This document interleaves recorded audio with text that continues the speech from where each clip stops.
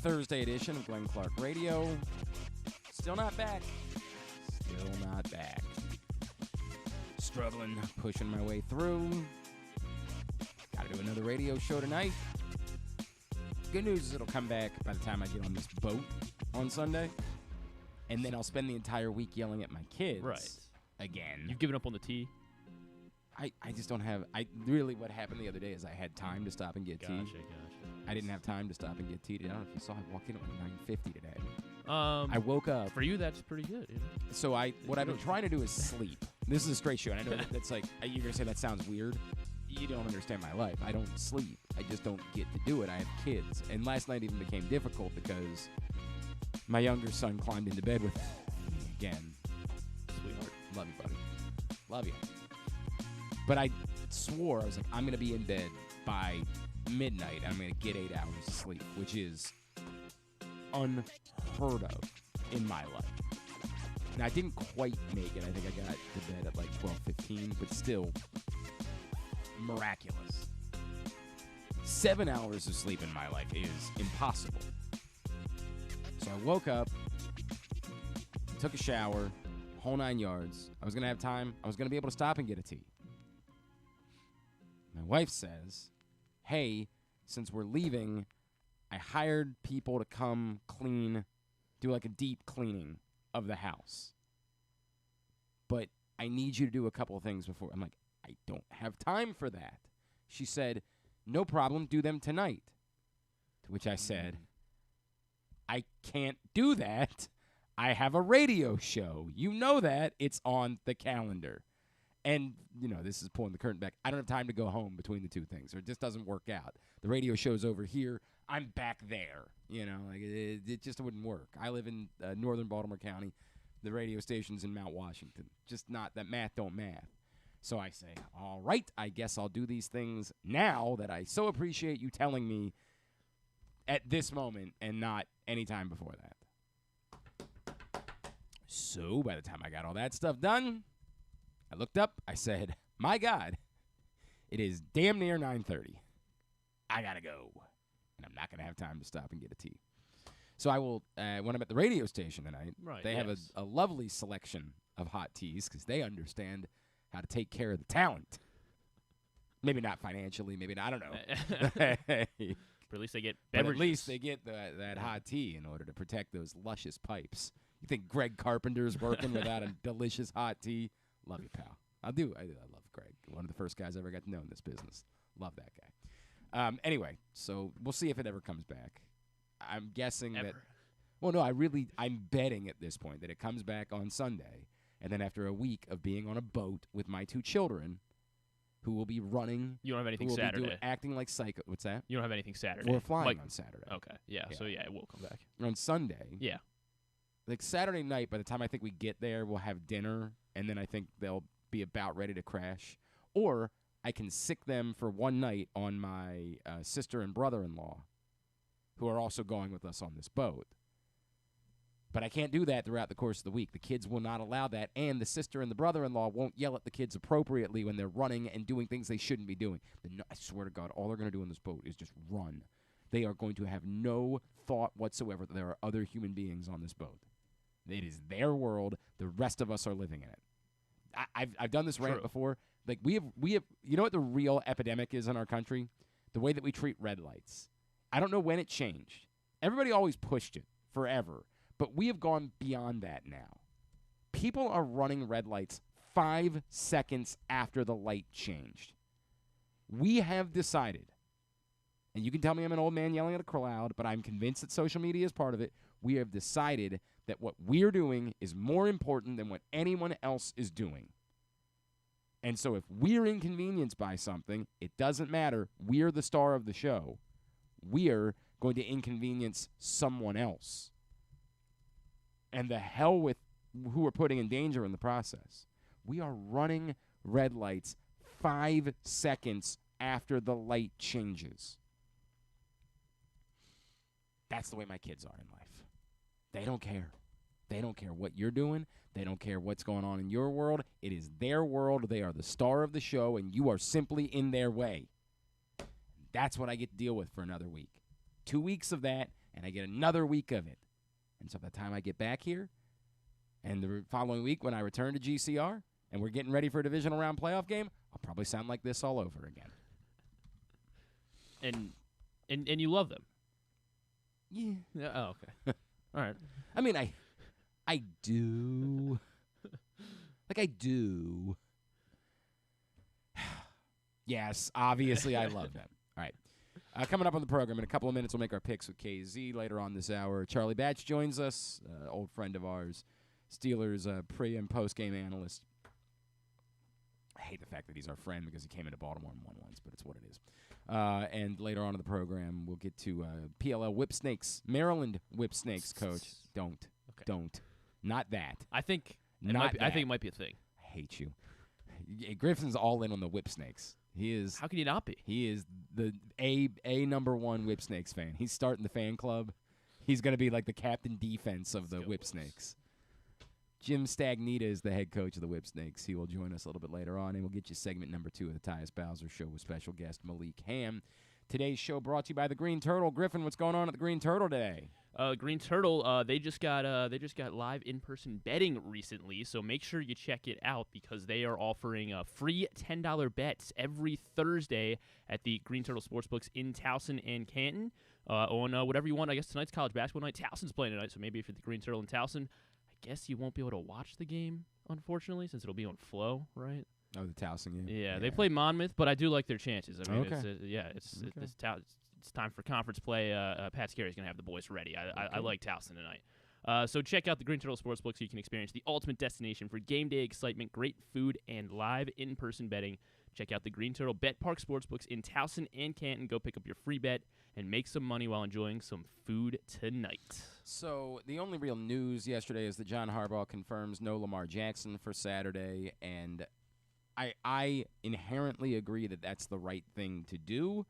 It would be interesting. We'll never know, but it would be interesting if at some point we learn that like Lamar Jackson did say, hey, I kind of wouldn't mind getting a couple of snaps, and they said they overruled, or if Lamar was on board. Who knows? Who knows? But inherently, it's the right thing to do. There's no reason to put Lamar Jackson in any risk whatsoever. There is nothing to be gained by it.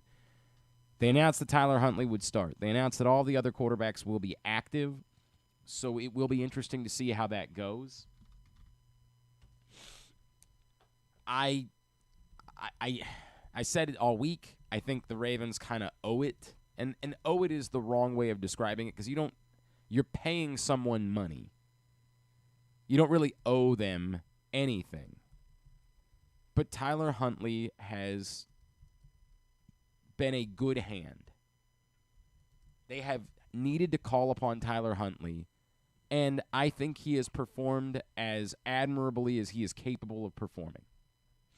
Tyler Huntley's not a starting caliber NFL quarterback. I don't know where Tyler Huntley would be.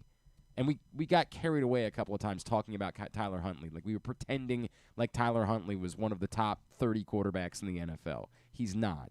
He's somewhere between 35 and 50, and that's remarkable. It's an incredible story that an undrafted kid could be one of the 50 best quarterbacks in football. But he has performed admirably when asked to do so.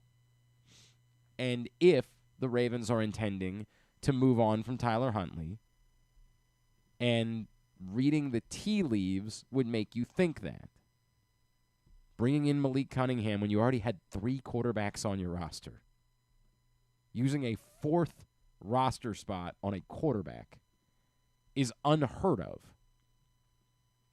I don't think it's impossible that there are teams that don't have 3 roster spots that have been used. That right, maybe not. As the season goes on, I think there probably are. But I don't know that. I think some teams have just put their 3rd quarterback on the practice squad and have brought him up. The fact that they did that and they acknowledged it was a move towards the future makes you think that now the dumb thing to say would be, well, they could just let Josh Johnson go. If Tyler Huntley has any sort of competition for his services whatsoever, and the Ravens are a team that is paying $50 million a year for their quarterback, I could absolutely see them saying, we can't do it. we'll draft a quarterback in the 7th round or in the 6th round, and we'll come back with Malik Cunningham, and that's what our quarterback room is going to look like moving forward, because we understand that if Lamar Jackson gets hurt, our Super Bowl chances are up anyway. We're just going to do the same thing over again that we did with Tyler Huntley the last time. Spending more money at the quarterback position seems unlikely to me. So if Tyler Huntley's going into free agency, I can absolutely feel some way that they think that perhaps they should let Tyler Huntley showcase himself for a game. Now, there's danger to that because he's going to be out there with guys that are going to matter in the play. They can't just empty the bench entirely. Like, Rashad Bateman probably has to play this one. Who would the other wide receivers be? Tylan Wallace? Treadwell's now. Oh, they did bring him up to the roster. So Treadwell will definitely be out there. There's no question about that. But I don't think you can get 4 wide receivers on the field without someone having to play. I get it. Okay. I get it. We're going to get to it. I promise. I'm just trying to finish this thought, and then we'll get there. I promise. Just wanted to make sure. Promise. Charlie Kohler is going to have to play, and will probably play in the playoff game. So there's still a limit. Like, you don't want Tyler Huntley out there trying to look like I want to have the game of my life and putting anybody in a dangerous situation or maybe throwing a ball that can end up getting somebody hurt. But you do want to allow himself the opportunity to showcase his ability going into free agency. And so it'll be interesting to see how long they stick with Tyler Huntley versus turning it over to Josh Johnson. I'm thinking maybe like the first half Tyler Huntley plays, and then you go from there. All right. Let's make our picks. Griffin's panicked that I didn't know that's what we were doing. I beat this man.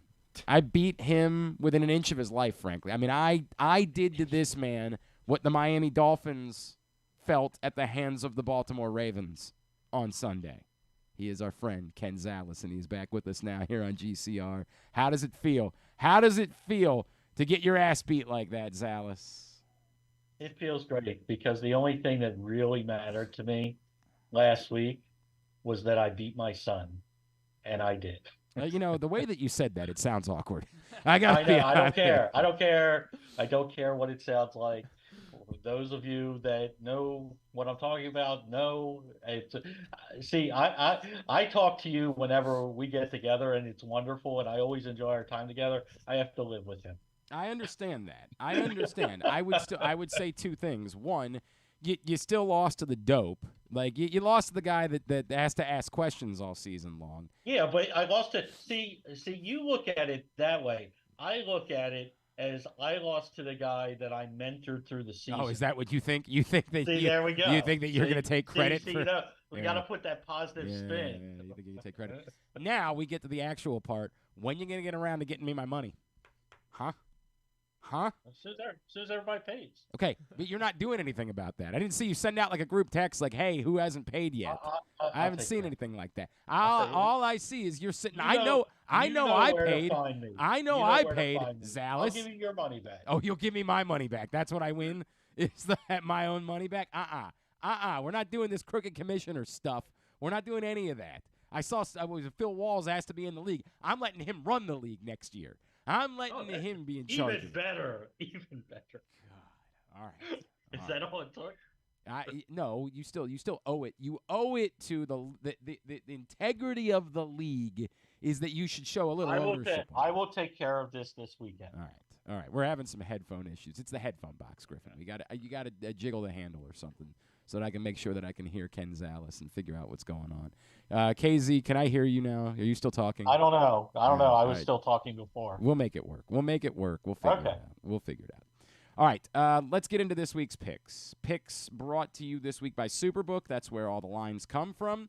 The code is still, for now, Glenn Clark 23, despite the year being Glenn Clark 24. I understand it's confusing, but just keep using the code Glenn Clark 23 until we tell you otherwise. You'll receive up to $250 on a same-day first bet match, win or lose. No drama, unfortunately, at the bottom of the table, although we do have a change. We now have, for the first time this season, the worst win percentage in the league belongs to Griffin. But the rules were the rules. When Jeremy got in, he said he was going to overtake Griffin on win total, not win percentage, and he is not doing that. He is still 16 behind. It ain't happening. Jeremy is going to be the big loser. There is now an 8-game separation between Griffin and Paul Valley. That is about – it would require dramatics in the next 2 weeks for something to change there. It seems overwhelming that Griffin is going to be going to a Creed concert next summer. The only drama is at the top of the table where a 3-game deficit turned into a 1-game deficit for me as I trail Andrew Stetka by 1 game. Hey, by the way, you know what happens if Andrew Stetka wins, Ken? I'll pay him his money the moment that he wins, like a good commissioner does. Yeah, but you collected all the money like a good commissioner does. Correct. I was a good commissioner. I appreciate you pointing that out, unlike some people who are terrible. You are the Faye Vincent of commissionating. Bud That means Selig. I have my job. That means I have my job a long time. Yeah, I was going to say, I should say the Bud Selig. Bud was a way worse commissioner. Faye Vincent wasn't Way good, worse. but Bud Selig was way worse. Anyway, I am 1 game back of Stetka, John and Little Rock, just 2 games back, KZ and Proctor, 4 games back, Nick Kelly 5, Ryan Shell 7, Kyle 9, and Paul Valley 10. That's where we are as we head into the final week of the regular season, the final week that we will have 9 games to pick for the year. We attempted to pick only games that definitely have something that matters related to them. Like Griffin was like, why wouldn't we pick? What was the stupid game you wanted to pick? Falcons Saints. It's a massive game. Yeah, it would be a massive game if one of them could get into the playoffs. Unfortunately, the fact that the Buccaneers are playing the Saints says neither one of them are getting into the playoffs because no one in their right mind thinks the Buccaneers are losing to the Panthers. My Falcons parlay still alive. Need it. What do you need? I need the Jags to win the division and the Falcons to win the division. Yeah, I got some bad news. I'm Wade Barrett. I'm afraid I got some I bad honestly, I news feel like for you. there's a better chance. I don't know. I feel like the Jags are in a bad spot this week. I don't think they're in a great spot either. I agree with that, but I don't think there's much of any chance there is that a either chance. the Falcons or the Saints are getting. There is a chance. Let's Just like get there's in- a chance I'm not going to lose this thing. So, Yeah, there's not really this either. This is a big week for me. Let's get to it. Oh, go. Yeah, Okay. that's the way it works. When I said let's get to it, you give the game. We always start with college football, so it will be the last game chronologically, but it'll be the first game we pick here. The national championship. It is in Houston, and it is Washington versus Michigan. Michigan is laying 4.5, taking on Michael Penix and the Washington Huskies. And the word is that Dylan Johnson is okay. I mean, I guess he's gonna play. I don't know. Well, like they said, the X-rays were negative or something like that. If that's the I case, then mean- I don't really know what the. Hang on It a doesn't second. necessarily mean he's gonna be okay. Didn't break anything. Well, I mean, so what? I don't understand what you're trying to quantify here. If he didn't I mean, break he's anything, probably still it's probably still not gonna be anywhere near 100%. But why do you say that? If the X-rays were negative, he could still be a sprain in there. I guess they're not talking about it that way. And I know that Well, yeah, Dylan 'cause they don't Johnson want- had been dealing with an injury ahead of time. I don't know if Dylan Johnson's playing. I feel differently about this. I always think that I would have You ask me right now, who do I think is going to win the game?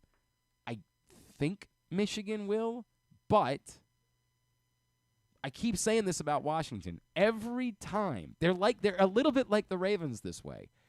It's like they're fueling off of the doubt that people are giving them. They have been dogs in their last 2 games. And one of them they won by a blowout. The last one they should have won going away. They just goofed it at the end and allowed Texas some goofy opportunity to come back. I'm going to continue to roll with the underdog thing fueling Washington. Right now, it seems like picking against Washington when they've been dogs has been a mistake. So Washington is my pick for the championship game. I agree. I'm taking Washington. It's too many points in a championship game. We saw how close both of the semifinal games were, regardless of what the final score was because of the overtime and stuff like that. Michigan likes to run the ball, likes to keep it close, use their defense. I'll take the 4.5 points and make it simple. Yeah, I mean, I think I said last week that the Bama-Michigan game is for the national championship, and then, kind of watching the Sugar Bowl, it started to feel a lot differently. Like the Texas and Washington winner felt like I felt a lot better about whoever was going to win that game going into this Monday. So I think With that being said, I still think Michigan's defense is as good as advertised. I don't think it will be as easy for Washington and for Michael Penix to just throw the ball over the field against Michigan as it was against Texas. Yeah, that's fair. The Huskies, they've still been undervalued all season, like you were saying, Glenn. And I love Michael Penix. I've loved watching him since he was at Indiana. And so, that's what I'm going to do. I'm going to be rooting. I don't want to be rooting for J.J. McCarthy, who I think is Ryan Tannehill at best. I'm going to pick Penix in Washington as well. I like my pick right up until that moment. I apologize. I'm good with it. We're pretty split on this. On Michigan is, of course, Kyle Ottenheimer. Paul Valley on the Wolverines, along with John and Little Rock. Dr. Nick Kelly and Jeremy Kahn, also on Michigan. All right. To the NFL. Really to the NFL, Saturday night at 8:15, the second game of the doubleheader, Houston Texans at the Indianapolis Colts. Winner's in. Yeah, winner's in. Yeah. Winner's in. Yes, winner is in. We don't know about the division. We won't Right. know about that until Sunday, but the winner is definitively in the playoffs.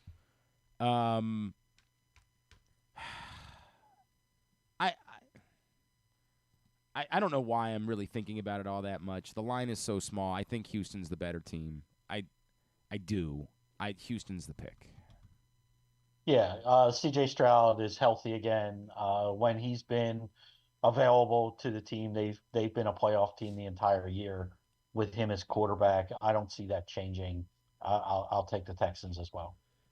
Yeah, I think it's going to be a really, really close game. So I was prepared to take the home team, which is the Colts, and just kind of be disappointed. I like Gardner Minshew, but I was thinking, C.J. Stroud might be rusty after missing the last couple weeks, but also, it's still C.J. Stroud, and the Texans I think they have a good revenge angle too, since they lost to the Colts way back in week 2. I'm sure DeMeco Ryans will have them ready for this, and win and they're in. I think the Texans are going to be the better team since they have the better quarterback. Texans as well. Is Stroud your rookie of the year? I don't really know what's the argument. Puka? Puka. Yeah. Like, the funny thing is, I think we had It's a good argument. It's a good argument. we had the conversation over the week. In a all positions are made equal world, there is an argument for Puka. But because we know we don't live in that world, there really isn't. And it's just, it doesn't work that way. Like, Puka's been unbelievable, but C.J. Stroud's the rookie of the year. He's going to be. You realize he's going to be historic. What do you mean? No, Puka. I'm aware, but like Ken, it's like me trying to yell about other positions being deserving of consideration for MVP. I'm just going to throw it out there. I'm yelling into a void when I do it. Like, I know. it's just the way it goes. When somebody plays MVP, they're going to be when they play MVP. When they play quarterback, they're going to be the MVP. And so it's the same thing for Rookie of the Year.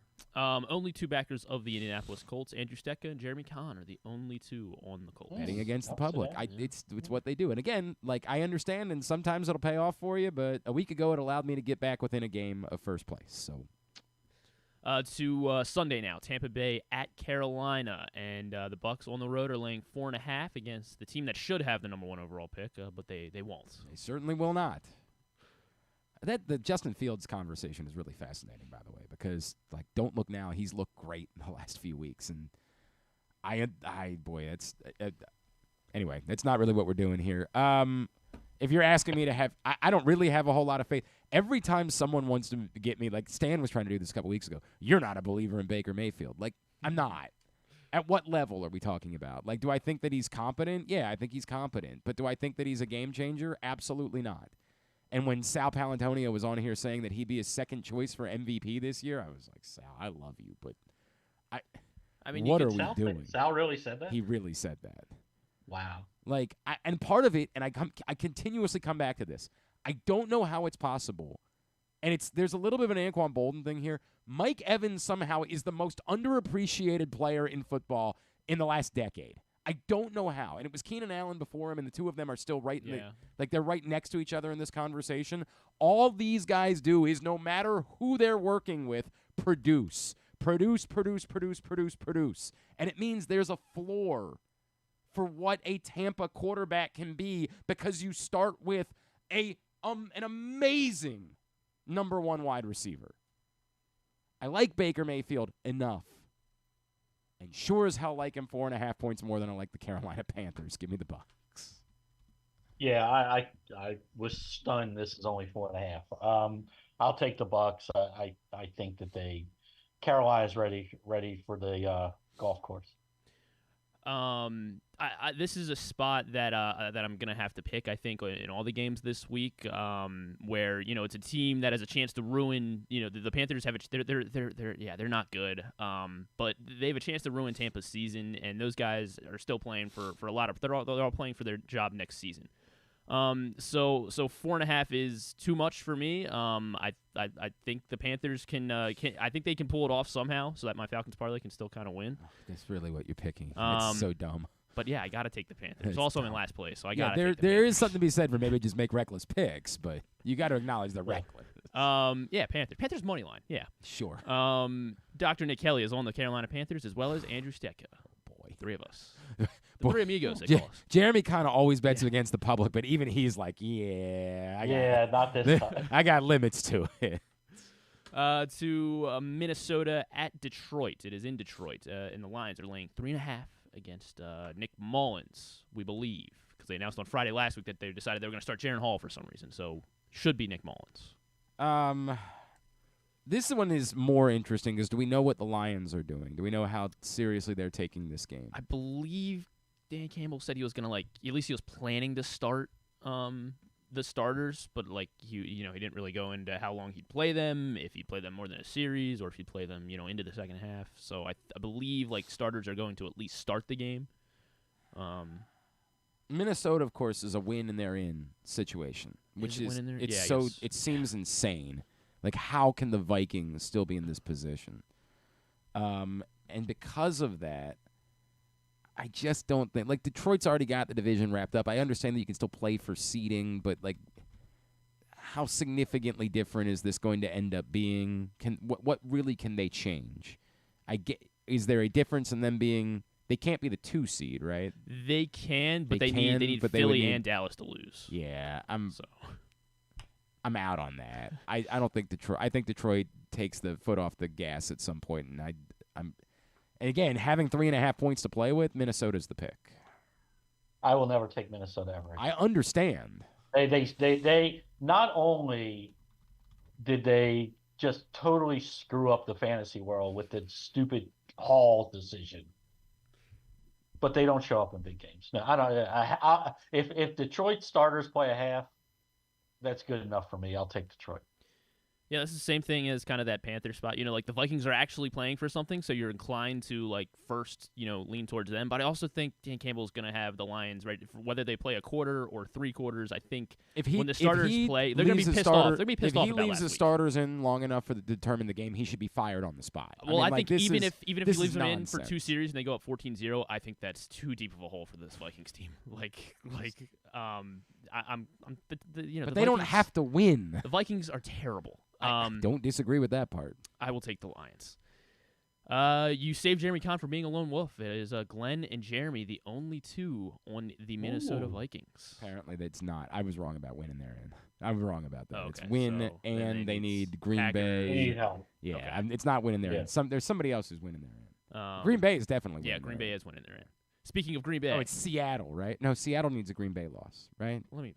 God, we should have looked over these things. While I figure it out, the Chicago is going to Green Bay, and the Packers are laying 3 points. So this is into the 4:25 window. The Packers are hosting the Bears -3.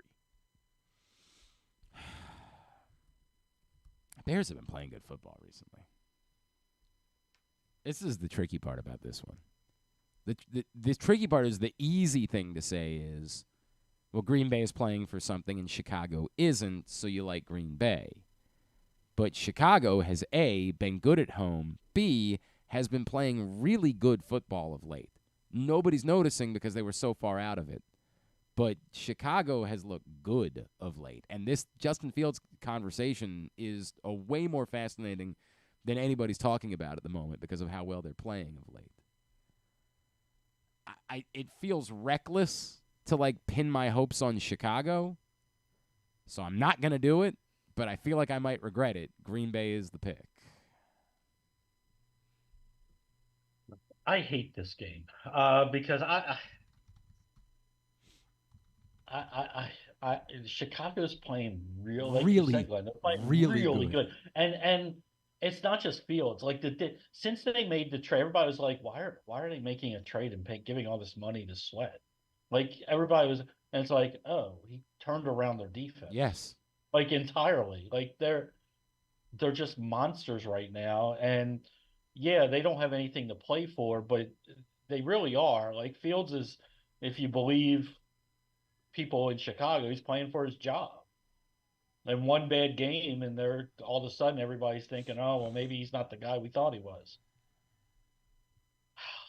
But everything's on the line for Green Bay. I just can't. I want to do it so badly. I just can't do it. I can't believe that Green Bay, who has clawed to get back to this position, is going to throw up a dud. I'll take Green Bay and hate it. By the way, just to put it, Chicago's won 5 of their last 7. Their only 2 losses are one-score losses to playoff teams. Their only 2 losses were a one-score loss at the Lions and a field goal loss at the Browns. Like, it's nobody outside of Chicago cares. The Bears have been incredibly compelling down the stretch. Yeah. I'm not gonna buy it with the Packers. They were in the same spot last year. All they had to do was beat the Lions, and they were in. They couldn't do it, and this is kind of. But they had a scrub quarterback then.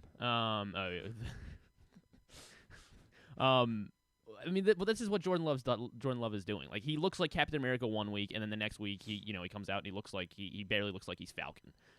So I'm gonna Packers have won for the 24 record, of 27, I believe is the number. The Packers have won 24 of 27. It would be insane for you to pick the Packers. It would be. It would be insane for you to pick the Packers because you need the wins, and this is one that actually has a chance, unlike picking the Panthers. Yeah, Eberflus, I guess, has saved his job, and the Bears are, as you said, you laid it all out. The Bears are playing really well. I'll take DJ Moore and Justin Fields to keep this thing going.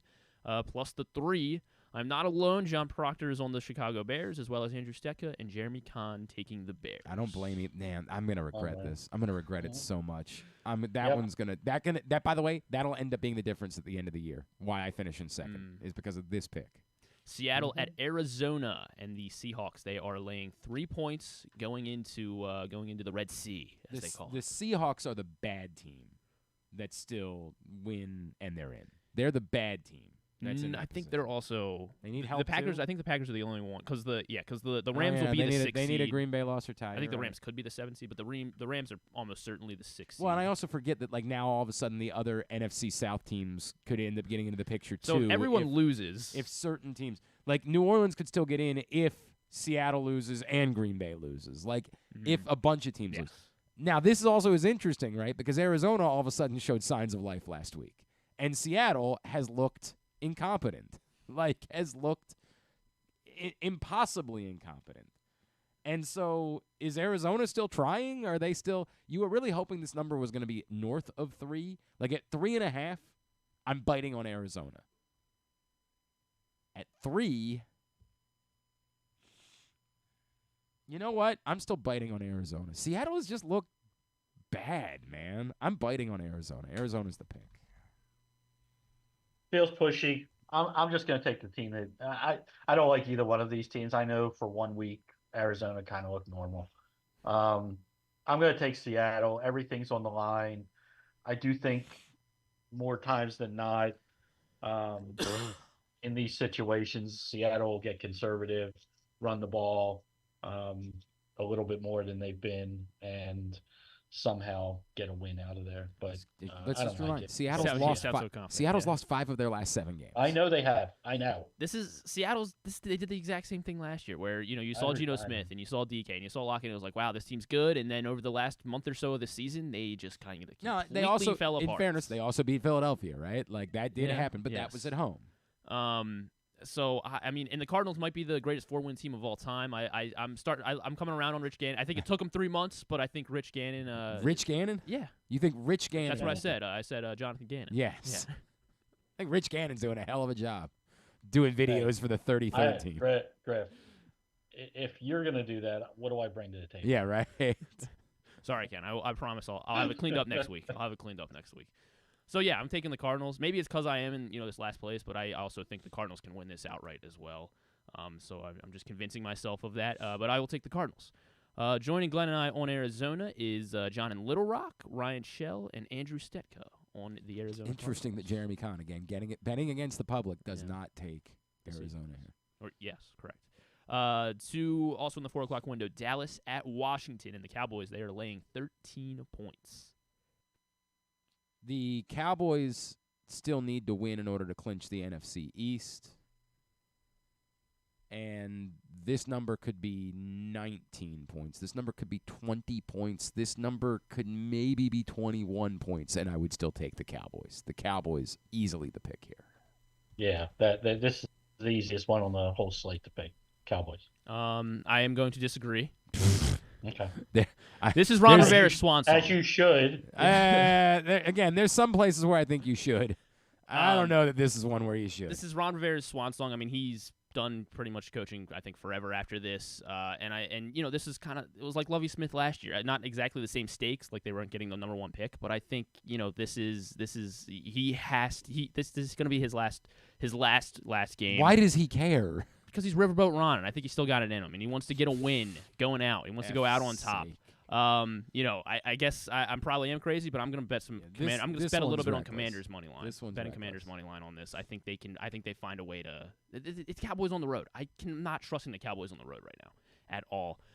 Neither is anybody else. We're largely split on this. I am far from alone on the Commanders. Paul Valley's joining me, as well as John in Little Rock, Dr. Nick Kelly, Andrew Stetka, also on the Commies. Surprising separation between Andrew Steck and Jeremy Kahn this Left week. hand up. Who are we? Jesus Christ! Wow. This one you deserve. You deserve your fate making this pick. I'm not gonna get any ground because Paul picked the Commanders too. So I'm not getting any ground on this either. Buffalo at Miami, a Sunday night football. It is for the number 2 seed, and in a crazy scenario, the Bills could still miss the playoffs as well if they lose. This one is really difficult. And you say that the line is? The line is Bills -3. That's the crazy part about this. The crazy part about it is everybody's thinking the same thing, that this is all set up for the Bills to go down to Miami and win. But the fact that the Bills are 3-point favorites on the road, I understand how the teams looked last week, and I understand in general how Buffalo has looked good of late. But I would also say Buffalo hasn't looked like world beaters of late. They have not looked brilliant. They've just won games, including games against good teams, whereas the Dolphins looked really bad for 1 week and for 2 minutes in one other game. Outside of that, the Dolphins have definitively been the better team. This is about as difficult of a game as there is to pick, and it feels pushy as hell to me. I go back to what do you do when you think it's a push, right? Like, what do you do in that situation? I feel like the answer is you take the team that's playing at home that still has something to play for and is probably smarming about what happened a week ago. I'm going to take Miami here. And I don't like that because I do think the Buffalo is the right pick outright to win the game. But 3 points, I think that's unfair to Miami that they're 3-point dogs at home with everything at stake because of what happened in one football game. But Miami is the pick. Okay, I'm going to take Buffalo, and I'm going to take Buffalo because Miami now has exactly 0 pass rush. And shame on them. Shame on them. Tyreek Hill's in a boot. Waddle's not going to play. We don't know about Mozart. A-Chain is fine, but he got banged up. Tua has a shoulder. They're just banged up. And they got banged up and roughed up last week and ran into some injuries that should have never happened. And it is how, I know that they love the coach down there in Miami, but how he didn't take more heat for having Chubb in that game is beyond me. Because that's just malpractice, in my opinion. I'll take Buffalo. They're playing better. Josh Allen's running the ball well again, and they're not relying upon his arm as much to make as many mistakes. Miami's the 5 seed, folks. Yeah, I typically I would like Miami in this spot as sort of the bounce back, after getting literally embarrassed by the Ravens last week. But they're a shell of what they were. Like Waddle's banged up, Tyreek Hill is banged up. Chubb is out. There's not much more left on this team that I feel like I can trust. I like A-Chan as Ken mentioned, but the Bills are the pick. And I don't know what else Sean McDermott's going to do this week before the game starts Sunday to try to get into the Dolphins' heads. So, I'm going to take the Bills. Okay.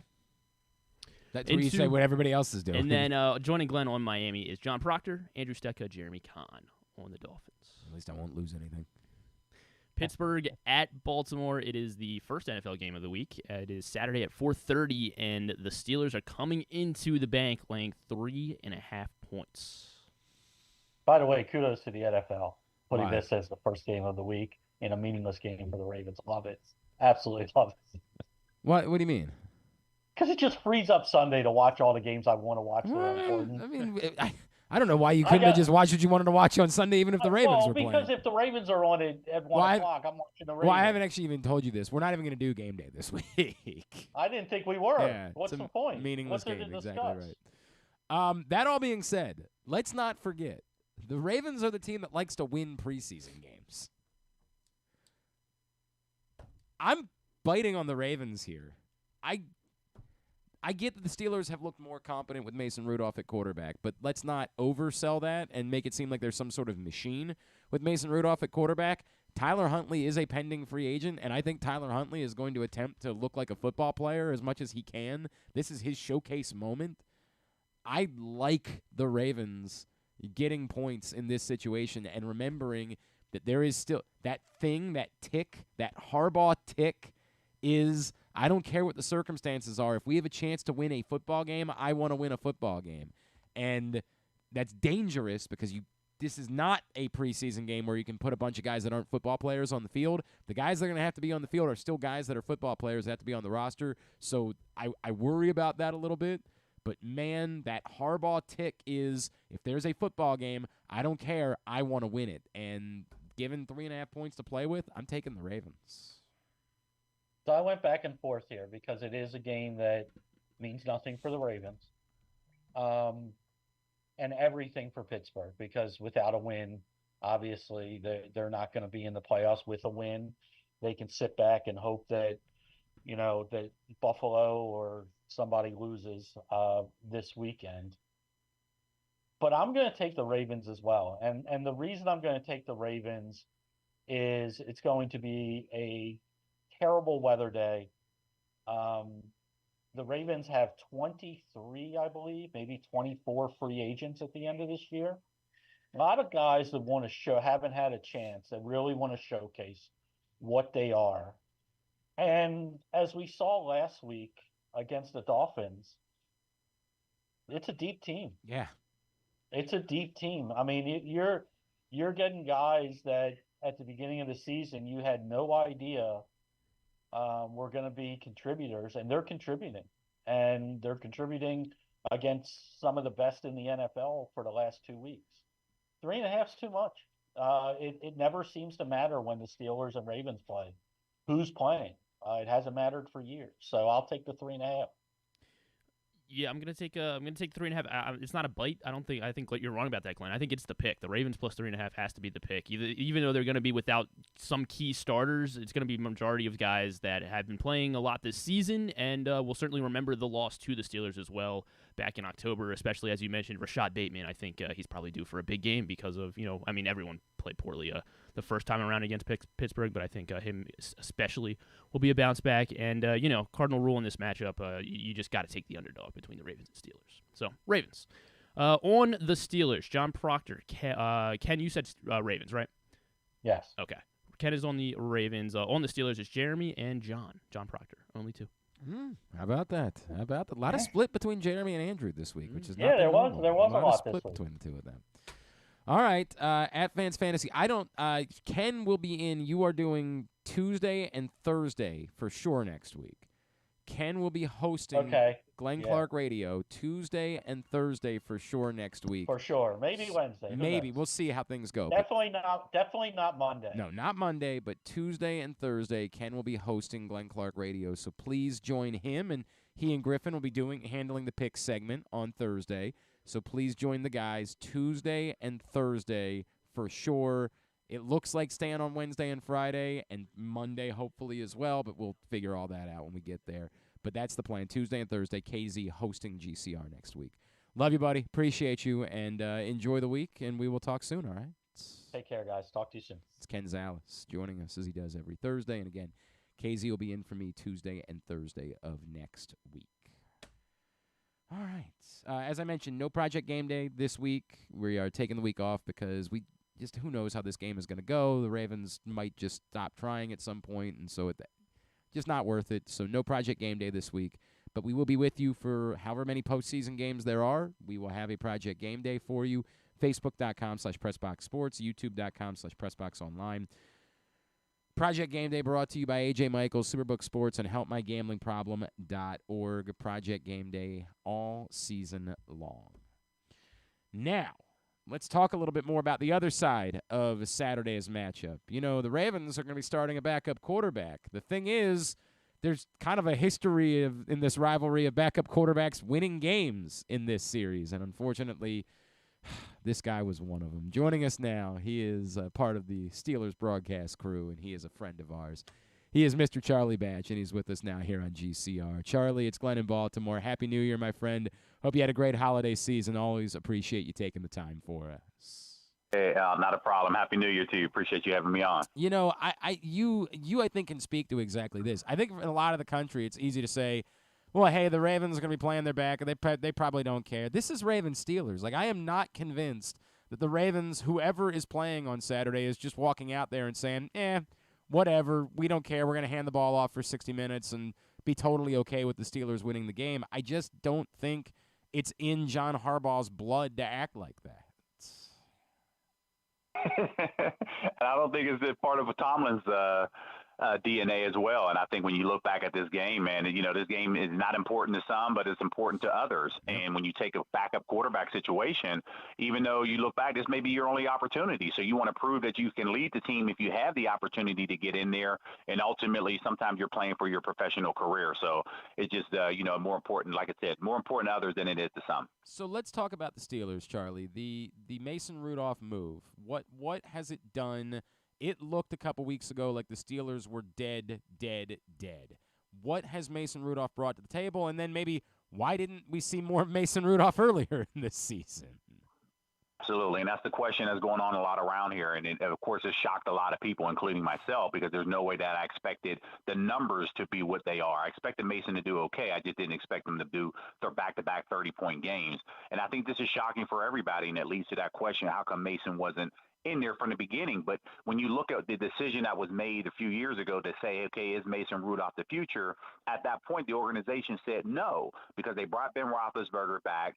Then the year that he retired, they brought Mitch Trubisky in to compete, which Mason Rudolph was okay with. But then you draft Kenny Pickett. They drafted a quarterback in the 7th round. And if Dwayne Haskins was still around, he would still be on this roster as well competing. So he was really thrown by the wayside, but just they stayed the course and waiting for his opportunity. And lo and behold, it's here. And quite frankly, he's playing for a professional career. And I think he exceeded that because they, you know, based off the numbers that he put up, you know, allows him the opportunity to play. And, of course, this is a bigger game for him as well because of playoff implications as well. But what has been so different? Like, what is it just he's making the throws that Mitchell Trubisky wasn't making? And, frankly, at sometimes Kenny Pickett wasn't making? Like, what is he actually doing with an offense that did not look good at all for large stretches of the season?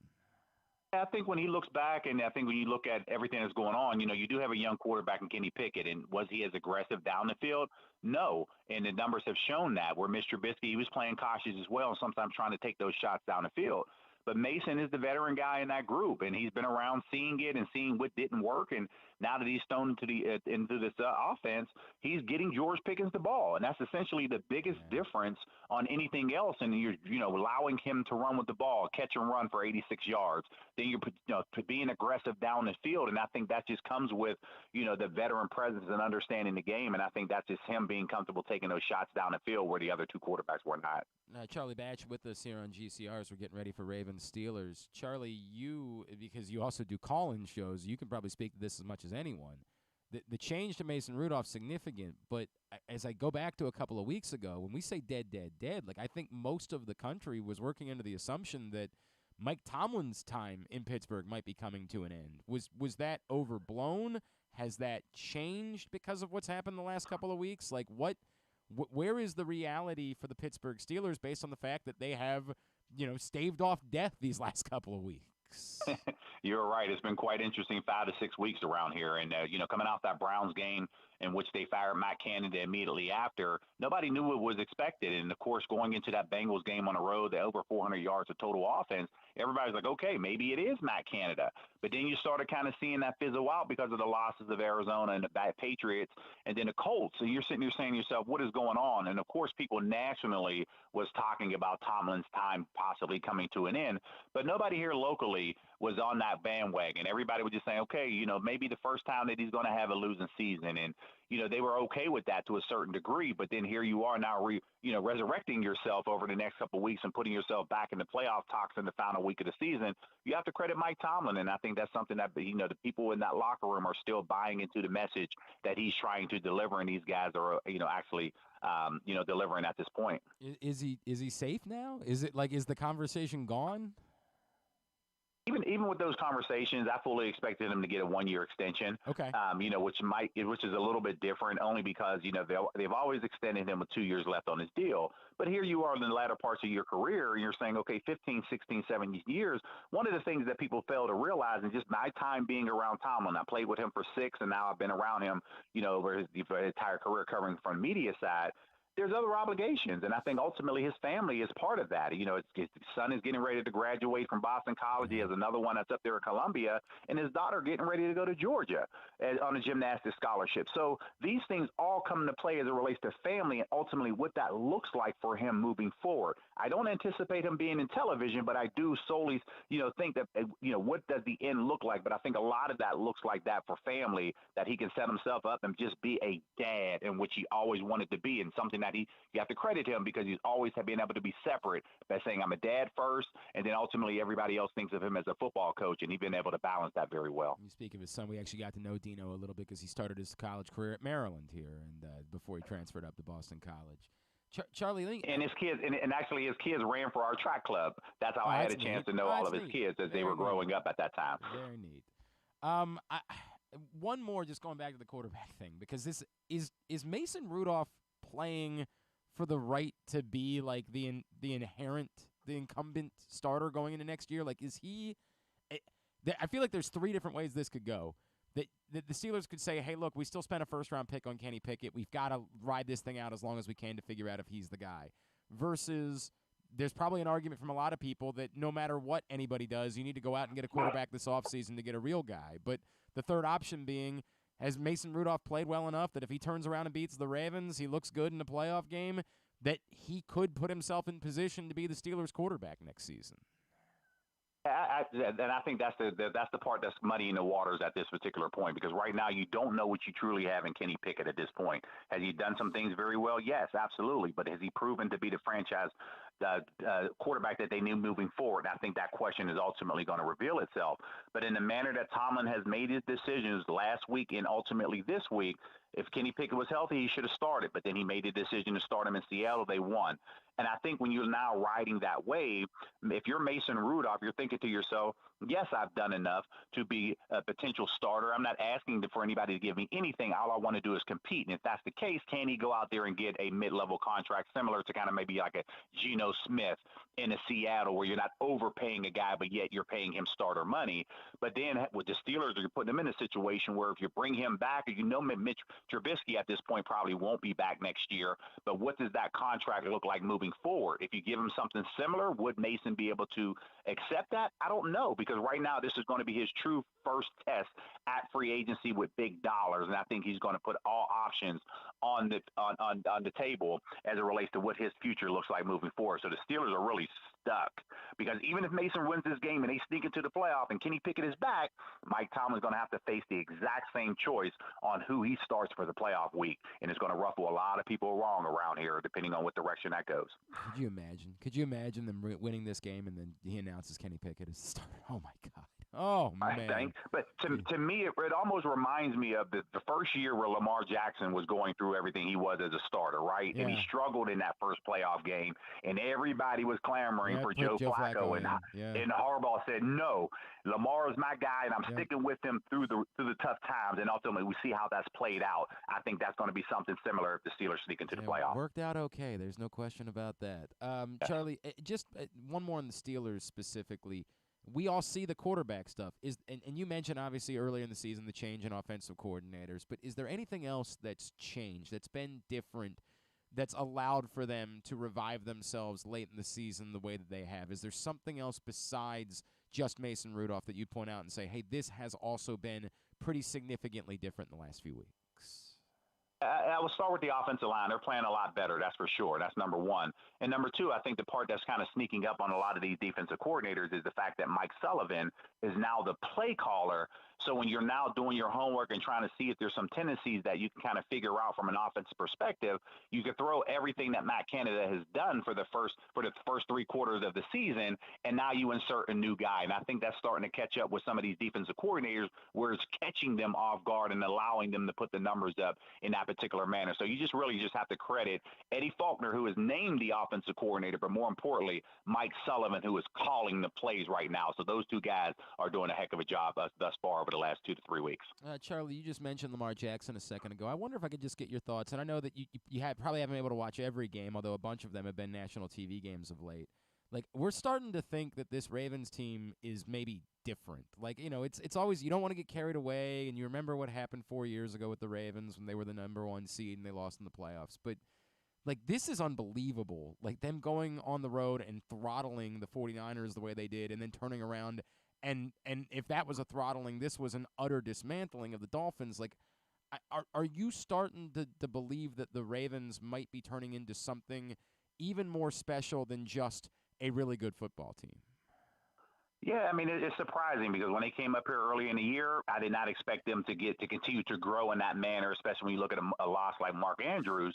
But I think it starts with offensive coordinator Todd Monken, who I have a great deal of respect for, who I have history with over the last 30 years, because he was my receiver coach at Eastern Michigan when I was there. So I know how aggressive he likes to be throwing the football down the field. And to now tie that talent into what you have in that Ravens offense is truly special to watch. I'm a huge fan of Lamar Jackson, and to see where he was, the criticism that he took, especially the way that he played, and people just thought that style was not going to, hold up. And lo and behold, it has shown up, man. I just give huge shout out to my brother, who I love to death, who Ozzie Newsome, and I know he's sitting back. I know he's not in the official role anymore, but I know he's smiling because, man, when Lamar Jackson was dropping in the first round, and he toughed his chest out and said, "This is our guy. What better way for you now to have eventually 2-time MVP of this league," which he should win. If I had a vote, I would definitely vote for. But ultimately, can him get him over the hump? And right now, the Ravens are playing well enough, as long as Lamar Jackson stays healthy, that they have a chance to hoist that Lombardi Trophy. Charlie Batch, we always like to bring attention to the good work that you do, and it warms my heart because I know how important it is to you with the Best of the Batch Foundation, and I know you had an awfully busy holiday season on top of all the other things you've been working on recently. It's been a busy holiday season for sure, and, with our Best of the Batch Foundation, we are now 23 years old. We've serviced 3,800 kids annually around Western Pennsylvania, and we are an educational foundation, and those are things that keep us excited. But that, we rolled into it. We went from 5,300 square feet to 33,000 square feet, so our numbers will continue to grow from that manner. So we're excited about what the future looks like for the foundation. But as we roll into this holiday season, we had opportunity to adopt some families, and we were passive aggressive this year. We went from 200 families to 400 families adopting, and that impacted 1,625 kids throughout the holiday time. So we were able to do our small part by helping Santa deliver the presents and making sure that we help put smiles on kids' faces through the holiday season. So our team has been phenomenal. Volunteers, partners, sponsors, everybody who believes in what we're doing with the Best of the Batch Foundation. We just truly appreciate it. And for anybody who wants to learn more, they can go to batchfoundation.org, and you can see everything that we run throughout a calendar year. And if we can be supportive in any way and we can collab, we are more than happy to do so, because all we're trying to do is affect and impact more kids throughout not only just the state of Pennsylvania, but throughout this country. It's a really remarkable story, man. Like we're inclined. We don't want to like you. You understand that. We don't want to have to like you because you're a Steeler. But, like, God, it is unbelievable the difference that you and your foundation have made, man. That's incredibly powerful. Great on you. It's awesome stuff. Charlie Batch. I appreciate it. Thank you. Truly appreciate you, man. Keep up the great work, and hopefully we won't be seeing a rematch down the road. We don't want any of that. We're good with this being the end of it for the year, but always appreciate taking. There's a slim chance if the Steelers are able to sneak in, and for whatever reason they go down and they win their first round wild card weekend, and they're right back in Baltimore in 2 weeks. So hopefully I get a chance to talk to you again. Charlie Batch, we always appreciate you, man. Thank you so much for doing this. I I appreciate you. Thank you. Charlie Batch with us here on GCR, former Steelers quarterback, and it really is remarkable. 33,000 square foot clubhouse and adopting 400 families, over 1,000 kids. They wrapped 8,000 presents. That's incredible stuff. Very fortunate that city has someone who cares about the community the way that Charlie Batch cares about that community. All right, flew through hour number 1 of GCR. Today's show also brought to you by Live Casino and Hotel, Griffin. Right now, yeah, you're Griffin. Yeah, that is me. Live Casino, last day to get in. Today, January 4th, it is the last time to get in on the second chance to win promotion. If luck wasn't on your side at a recent bet at the FanDuel Sportsbook at Live Casino and Hotel Maryland, there is a quick and simple answer where you can turn those losses into winning opportunities with the second chance to win drum.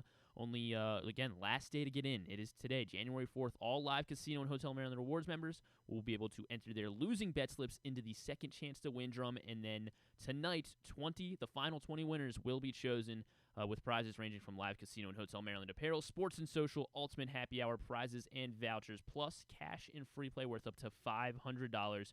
Only at the FanDuel Sportsbook at Live Casino and Hotel Maryland. At Arundel Mills, must be 21. Please play responsibly. Gambling problem? Please call 1-800-GAMBLER or visit helpmygamblingproblem.org. Coming up, we are going to get you segment number 2 of the Tyus Bowser Show with special guest Malik Hamm. That's on the way. It's Glenn Clark Radio. Brace yourselves for an unparalleled game day experience at the new Green Turtle Bet Park Sportsbook in Canton and Towson. Experience the thrill of live in-person betting with Baltimore's only state-of-the-art Vegas viewing TV experience. Choose between a person-to-person experience with their on-site tellers or the convenience of their self-bet kiosks to place your bets. Gather your betting buddies and head over to the Green Turtle Bet Park Sportsbooks today. Green Turtle Bet Park Sportsbooks in Towson and Canton, the ultimate destination for game day excitement, great food, and live in-person betting. Must be 21. Please play responsibly. Gambling problem? Go to mdgamblinghelp.org. Gambling can be a fun and entertaining experience, but there are risks involved. If you're planning on betting on the game at the casino or on your phone or computer, know your limit, stay within it. Set a budget and a time to stop. Remember, gambling isn't a financial solution, and it doesn't mix well with alcohol or drugs. Know the risks and have a plan before you begin gambling. For free and confidential services, call 1-800-GAMBLER 24/7 or go to helpmygamblingproblem.org. Make the most out of every day in your Toyota RAV4. Available in hybrid or gas-only models. A RAV4 can get you where you want to go in style. Check out buyatoyota.com for deals on new RAV4s from your local Toyota dealer today. There's so much focus on sports betting these days, but I want to talk about an area that nobody wants to gamble on, where you choose to go out and spend your hard-earned dollars to eat. The Costas Inn is no gamble at all. The quality on their menu is outstanding, and the value is off the charts with a great and varied list of specials Monday through Friday. And the staples of the menu, whether it's salads, burgers, fish, they're all fantastic. And I haven't even mentioned the crabs or crab cakes yet. So check out the menu for yourself at CostasInn.com. When choosing a place to dine, never gamble on the food you put in your belly. The Costas Inn at 4100 North Point Boulevard, or call 410-477-1975 for reservations and your steamed crab orders. 6 chicken tenders made from fresh, never frozen Royal Farms world-famous chicken, a family-sized order of Western fries, honey mustard dipping sauce, and a 2-liter bottle of Dr. Pepper. It's Royal Farms' new Tucker's Tenders Meal. It's Justin Tucker's favorite, and at only $19.99, it'll be your favorite meal too. The new Tucker's Tenders Meal, available only at Royal Farms. Now you can kick back, relax, and eat like a champion. Real fresh, real fast, Royal Farms. What company has the expertise to make your home healthier by purifying your air and killing all viruses, allergens, and bacteria? A.J. Michaels, Heating and Air Conditioning in Baltimore and Annapolis, ajmichaels.com. Come for a game, stay for everything else. Book an unforgettable fall getaway in Charm City. Enjoy only in Baltimore festivals, mouthwatering eats, and endless entertainment. Treat yourself to a staycation in the heart of downtown, or try one of the city's many charming neighborhood hotels. And don't miss out on packages for free parking, breakfast, and more. Plan your stay at baltimore.org/hotels. Don't forget about Project Game Day after every Ravens game this season. kind of like this show, except Rita's also there, so I actually think it's pretty good. But hey, you're already here now, so why don't you go ahead and keep listening to GCR? If you haven't picked up the print issue of Press Box yet, it is available for free at your neighborhood Royal Farms, any of the hundreds of locations around town where you find Press Box. You can read it all at PressBoxOnline.com. It is our annual best of issue.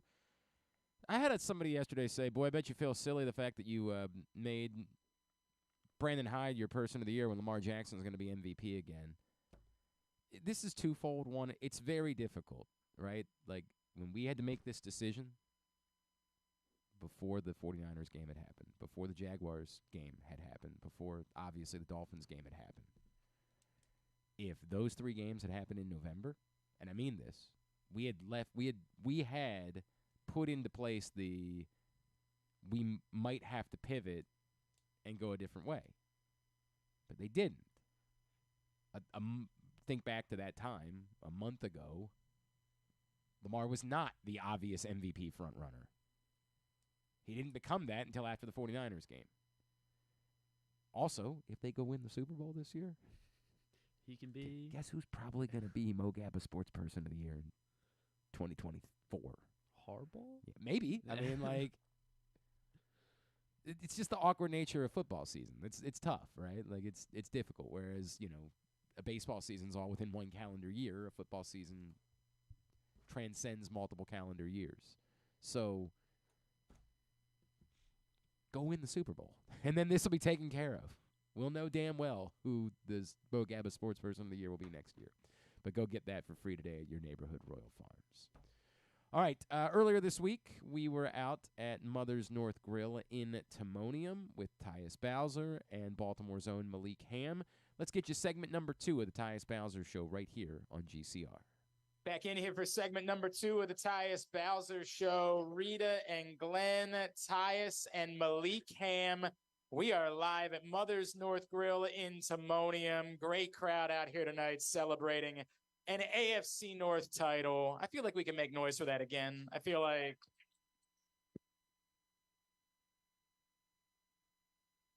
hey, there is always something going on at Mother's North Grill. On Tuesday nights, music bingo from 7:30 to 9:30, and then open mic night as well.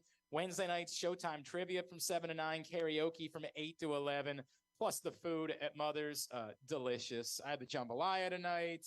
Big fan. Get out here to Mother's North Grill in Timonium. We love it here. All right, Tyus, we haven't talked. Like, how are the holidays? Man, the holidays was good. Went to San Fran, got a win. Yeah, that was number one.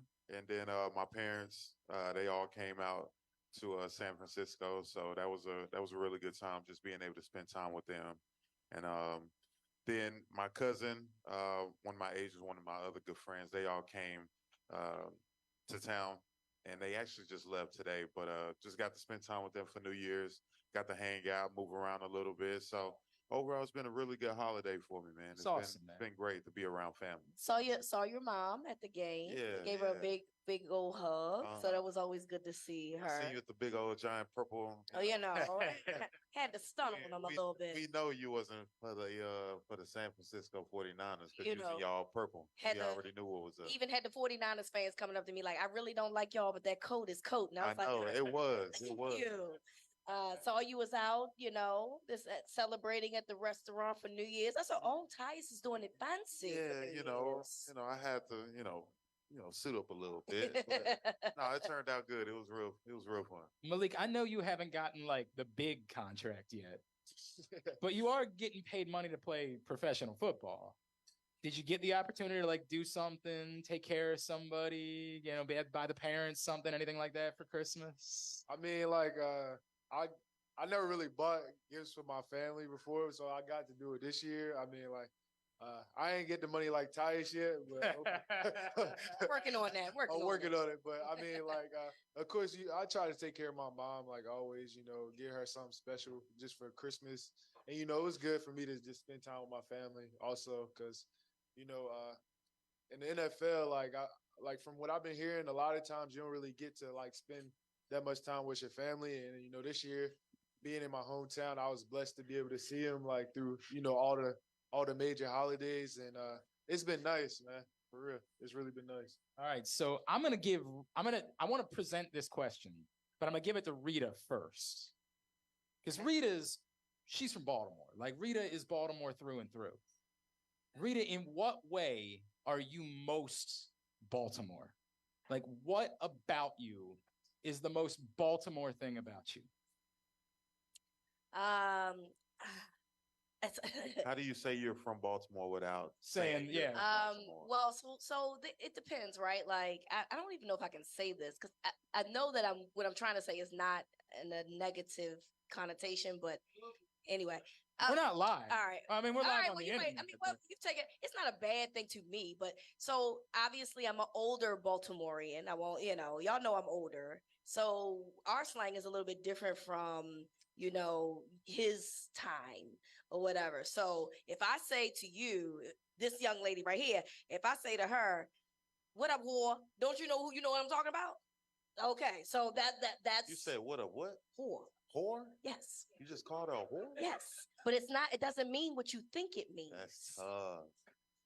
I still think that maybe we don't use it. Like, I still think that maybe I'm not using it. It's Like, There's a whole website that That's a little sells. older. There's a whole website that sells apparel that says Baltimore versus your horse. That's correct. And because that's what we say. That's what older Baltimoreans say. If we don't like that person, so the young people say dummy. We don't use dummy. Yeah. Whore was dummy. Okay. Our dummy was whore. Okay, that makes more sense. So now it would be Baltimore Whore, versus it your just dummy. It just sounds so much. But I'm very Baltimore. No, it's not a good thing, right? I To get know, called a at whore ain't all. a good thing. Yeah. But I'm very Baltimore because I am very, I grew up sneaking out, telling my mama lies, going to Hammer Jacks on Sunday nights, going to the Paradox on Friday nights. Well, shit, I mean, I'm grown now. What she gonna do? Exactly. I just looked at it. So, and if you were from here and if you were from a specific time, you know exactly. And Glenn probably knows Hammer Jacks too, but just in a different way. I knew Hammer Jacks. You was going to the concerts. I wasn't doing that.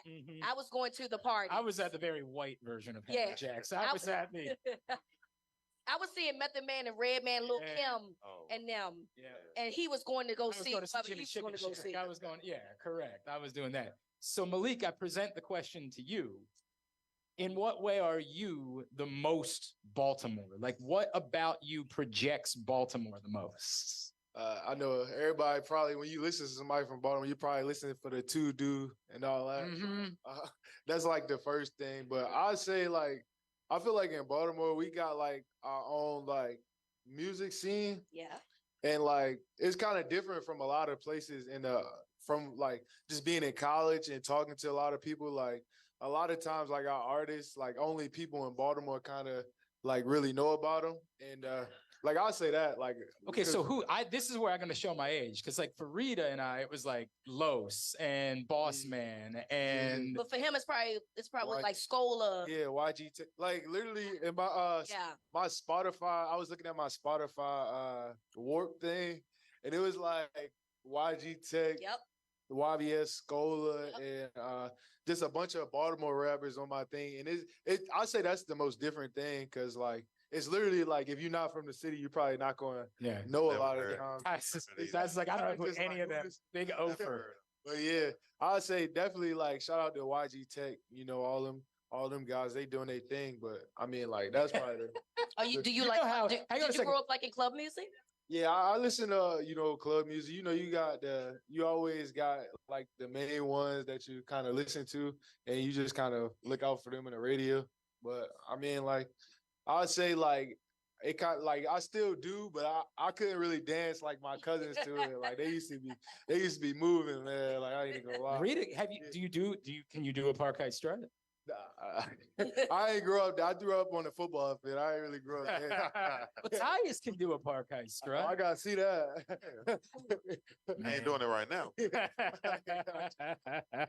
By the way, Tyus made a face that I make so frequently now as a 40-year-old white man, which is like, yo, I've never heard of any of these people. I don't know who he's talking at all. But now that you talk about the strut, it's crazy. I remember we played the Eagles in the preseason, and I got a sack, and I did it. That was terrible. Yeah, I know.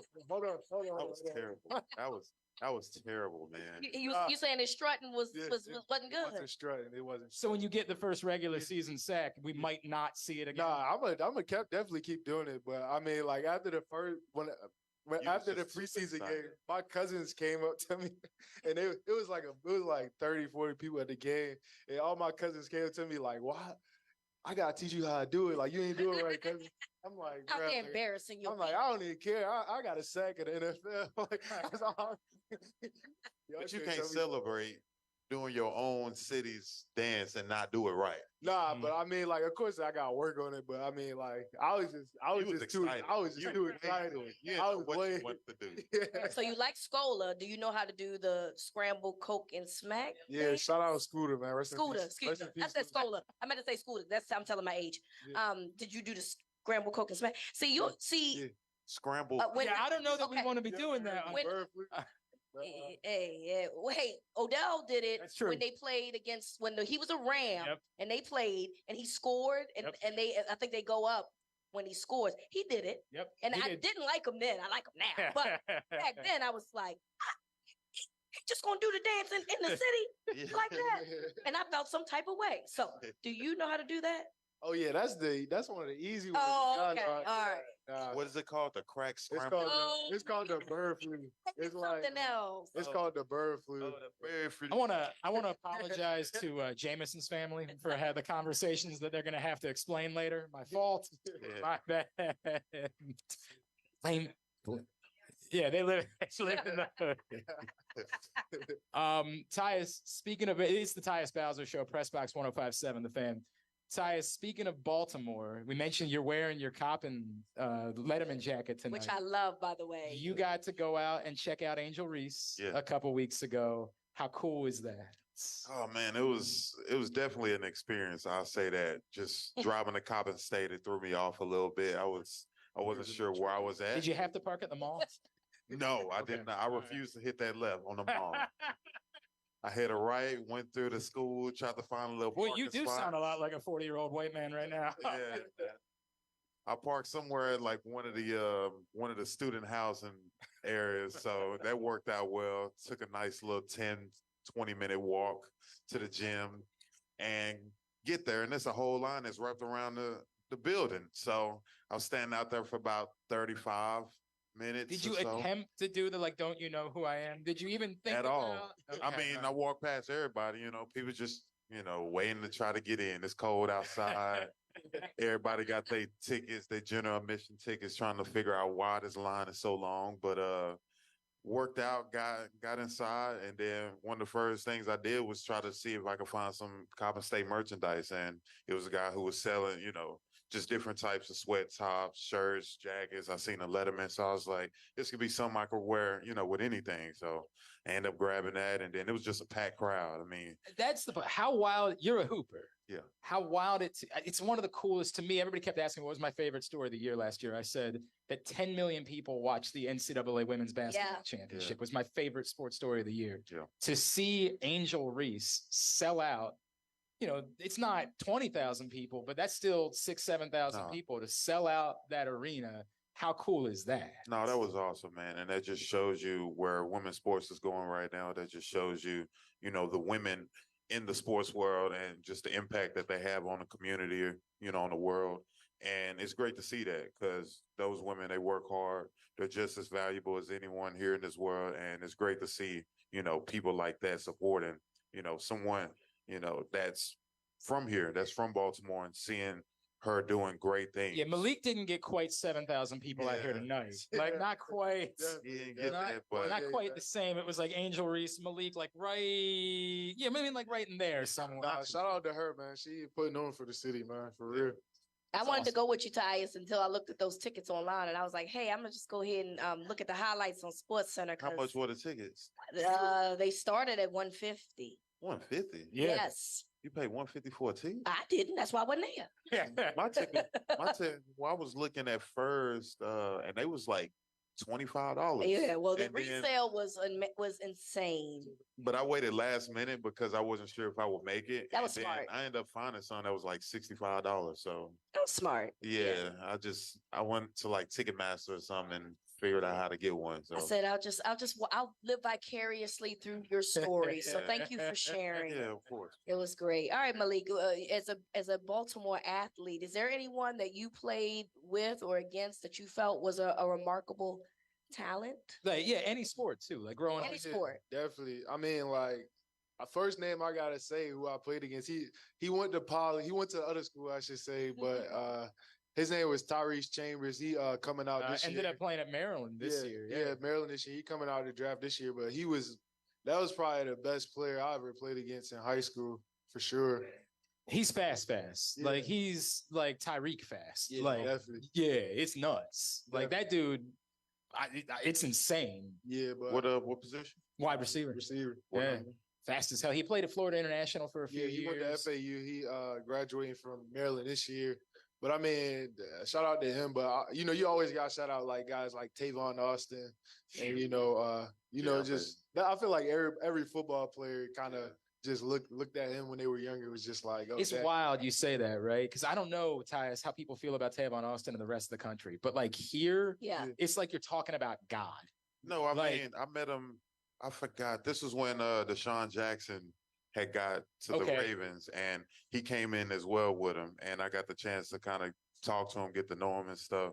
Super cool dude, but I honestly didn't know how big of an impact he was for the city. It was of Baltimore. Watching a video game, bro. Yeah. When I was younger, I got to go to I went to Dunbar's homecoming, and I got to watch him play, and it was crazy. Like. Literally everybody in the city. It was the guys like him, and you got guys like Steven Smothers, who went to Franklin. Yep. But I mean, like those are some guys, especially in the city where it's small, kind of.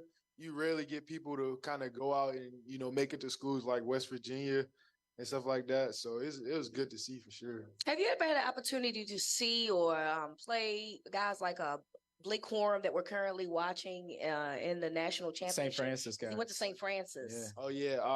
I think Blake came out like a year after I left. Like he was younger than me. I never got to play against him because St. Francis they play that national schedule. They St. Sorry, Francis, they don't play sure. in city schedules. Yeah, they definitely St. Francis, but I never got to play against guys who kind of made it to that national championship level. But I mean, like I think that kind of helped me because it made me more intrigued when I came to the Ravens to kind of see like who are these guys really how they are, or do I stand up to them? And I just kind of went there with a blank head on kind of just trying to prove myself. And at the end of the day, like when you make it to the NFL, everybody's kind of like that good for real. So you just gotta kind of go out there and just go play. Hey, what company has the expertise and technology to make your home substantially more energy efficient, comfortable, and even virus-free? It's AJ Michaels Heating and Air Conditioning in Baltimore and Annapolis at ajmichaels.com. So we talked about number one seed. You've been there before, Tyus. Yeah. Is there a chance? And I don't want this because you guys were so good in 2019. Yeah. And we're steamrolling teams the same way this team is steamrolling teams. But Reed and I were talking about on the radio the other day. We're like, we think this team might be better. I think it is. I really do. I really do think it is. I think from just an overall standpoint, when it comes to togetherness, chemistry, just playing fast, playing confident, having the confidence within each other to do your jobs. And I mean, even from the offensive side, when you talk about the talent and, who Lamar has and the weapons that we have. Right? I mean, you look at that 2019 team, we didn't have no big name players besides, Mark Andrews. Yep. So just be able to have talent on that side now and, guys he can actually, throw the ball to. I mean, this is a whole different team than 2019, I could say. How important is it for you guys that were there in 2019 to divorce yourselves from that team? And because what we're seeing now is a lot of comparisons, right? Because of the dominance that you've seen as of late, because of the similar records. But how important is that for you guys to say, no, that's not what's going on here. What was then, what's now, and this is not the same situation as the last time. Yeah, I mean, I'm sure that conversation will come up, after the Steelers game going into the bye week. But I mean, we kind of like come out with that same mindset of just trying to dominate each and every game, just how we did, in 2019. And, we going with that mindset of just going out there, playing our brand of football, going out there and find a way to win. Because, I mean, every win is a great win, regardless of how you get it. So, we just have that mindset right now, just, taking care of business whenever that week come.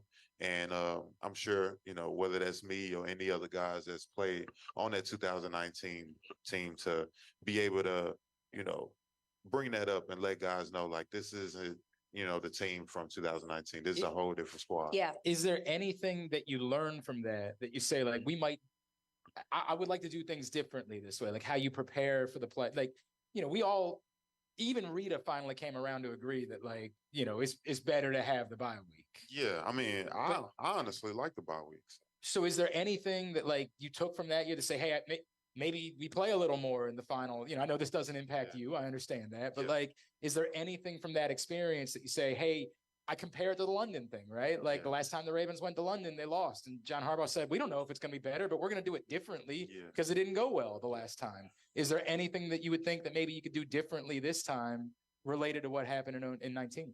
I mean, I kind of still stick with, just this last game. I mean, it's not really something to work for besides, trying to get the Steelers out of the playoffs. Right. But I mean, I would still, put Lamar on ice, just your main guys on ice, because you just don't want to try to take a chance, with a game that doesn't matter. Yeah.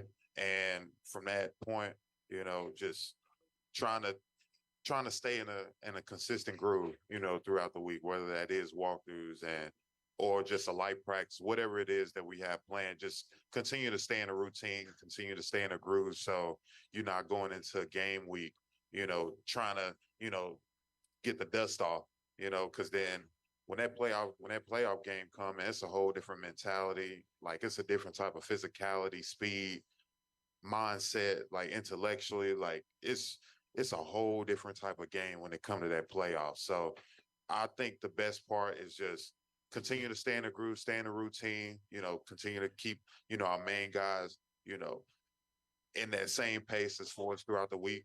And like this week, just keeping them on ice, keep them away from the field, just make sure we got our main guys, that's healthy, get those young guys, get them experience. And, so then when you get to the playoffs, we're all on one accord. We're all in the same group. That's Coach Tyus talking right there. Right? That's what it sounded. I want to ask you about that, too, in the third segment. I want to ask you about the words Coach Tyus. We're going to talk about that in segment number 3. Y'all make some noise again for Tyus Bowser, Malik Hamm. Hey, Grade 8's Memorabilia is bringing you fun live music events in 2024, including the inaugural Wake and Bake Brunch right back here at Mother's North Grill. The event features a live acoustic set from Harbor Boys and a themed brunch with delicious food from right here at Mother's. Tickets are available starting this Friday, January 5th at great8smemorabilia.com. We're going to talk about that. We're going to talk about it being Steelers Week. And I want to talk about Malik, about the fact that he played lacrosse growing up. All right, we're going to get you segment number 3 of the Tyus Bowser Show tomorrow. We will do that here. And, of course, you can listen to the entire show, watch the entire show, Facebook.com/PressBoxSports, YouTube.com/PressBoxOnline, or Friday night, you can hear it on 105.7 The Fan. Today's show brought to you by your local Toyota dealer, buyatoyota.com. The Toyota Tacoma comes in a range of models and trim lines, so you can choose the perfect Tacoma to reflect your unique personality and driving habits. Check out buyatoyota.com for deals on new Tacomas from your local Toyota dealer today. When we come back in, we're going to be joined by the head coach of the Maryland Whipsnakes. He's Jim Stagnitta. What? Oh, God. Jim Stagnitta joins us next. It's Glenn Clark Radio. Why bet with the big boys this football season? Instead, try your hand with the local book, Superbook Sports, this fall. Superbook Sports is the book next door. Just a dedicated team of the best odds makers in Las Vegas, making sure you get the best prices and parlays anywhere. And now, Superbook will give you a bonus of up to $250 when you sign up and wager on the same day and use the promo code GlennClark23, GLENNCLARK23. So bet with the best best and use the promo code GlennClark23 this football season with Superbook Sports. Visit superbook.com for terms and conditions. Gambling problem? Call 1-800-GAMBLER. There's so much focus on sports betting these days, but I want to talk about an area that nobody wants to gamble on, where you choose to go out and spend your hard-earned dollars to eat. The Costas Inn is no gamble at all. The quality on their menu is outstanding, and the value is off the charts with a great and varied list of specials Monday through Friday. And the staples of the menu, whether it's salads, burgers, fish, they're all fantastic. And I haven't even mentioned the crabs or crab cakes yet. So check out the menu for yourself at CostasInn.com. When choosing a place to dine, never gamble on the food you put in your belly. The Costas Inn at 4100 North Point Boulevard, or call 410-477-1975 for reservations and your steamed crab orders. What company has the expertise to make your home healthier by purifying your air and killing all viruses, allergens, and bacteria? A.J. Michaels, Heating and Air Conditioning in Baltimore and Annapolis, ajmichaels.com. Whether your focus is luxury and comfort, convenience and technologically advanced connectivity, or sporty performance and aggressive styling, we've got the perfect Highlander for you. Check out buyatoyota.com for deals on new Highlanders from your local Toyota dealer today. The latest edition of Pressbox is available now, and it's our very special annual Best Of issue. On the cover, we celebrate Orioles manager Brandon Hyde as our Mo Gabba Sports Person of the Year, and the Orioles as our Team of the Year, with Stan the Fan Charles and Glenn Clark sitting down with Hyde to discuss his role in creating the culture that defined the Orioles' magic season. Also inside, we recognize the top people, performances, and moments of 2023. Pressbox is available for free at over 500 area locations, including 60 Royal Farm stores, and you can always find the entire edition as well as the best daily coverage of the Ravens, Terps, and O's at PressBoxOnline.com. Hey Ravens fans, looking for the perfect new game day brew? Get a Guilford, Baltimore's finest craft beer during the next home game at the bank. That's not all. Gather your flock next home game and check out Guilford Hall Brewery's brand new bar, the Gilly Nest, located near Section 505. No tickets? No problem. Enjoy all Ravens games all season long at our restaurant and brewery in Station North. Guilford Hall Brewery, European tradition, Baltimore charm. Sure, Glenn may be in his 40s now, but he looks just as good as he ever has, and he's still as sharp as he ever was. And I say both those things without even a shred of irony. Find out for yourself right now by watching the show at facebook.com/PressBoxSports or youtube.com/PressBoxOnline. All right, let me make it abundantly clear. I don't care about the Pro Bowl. You all know that.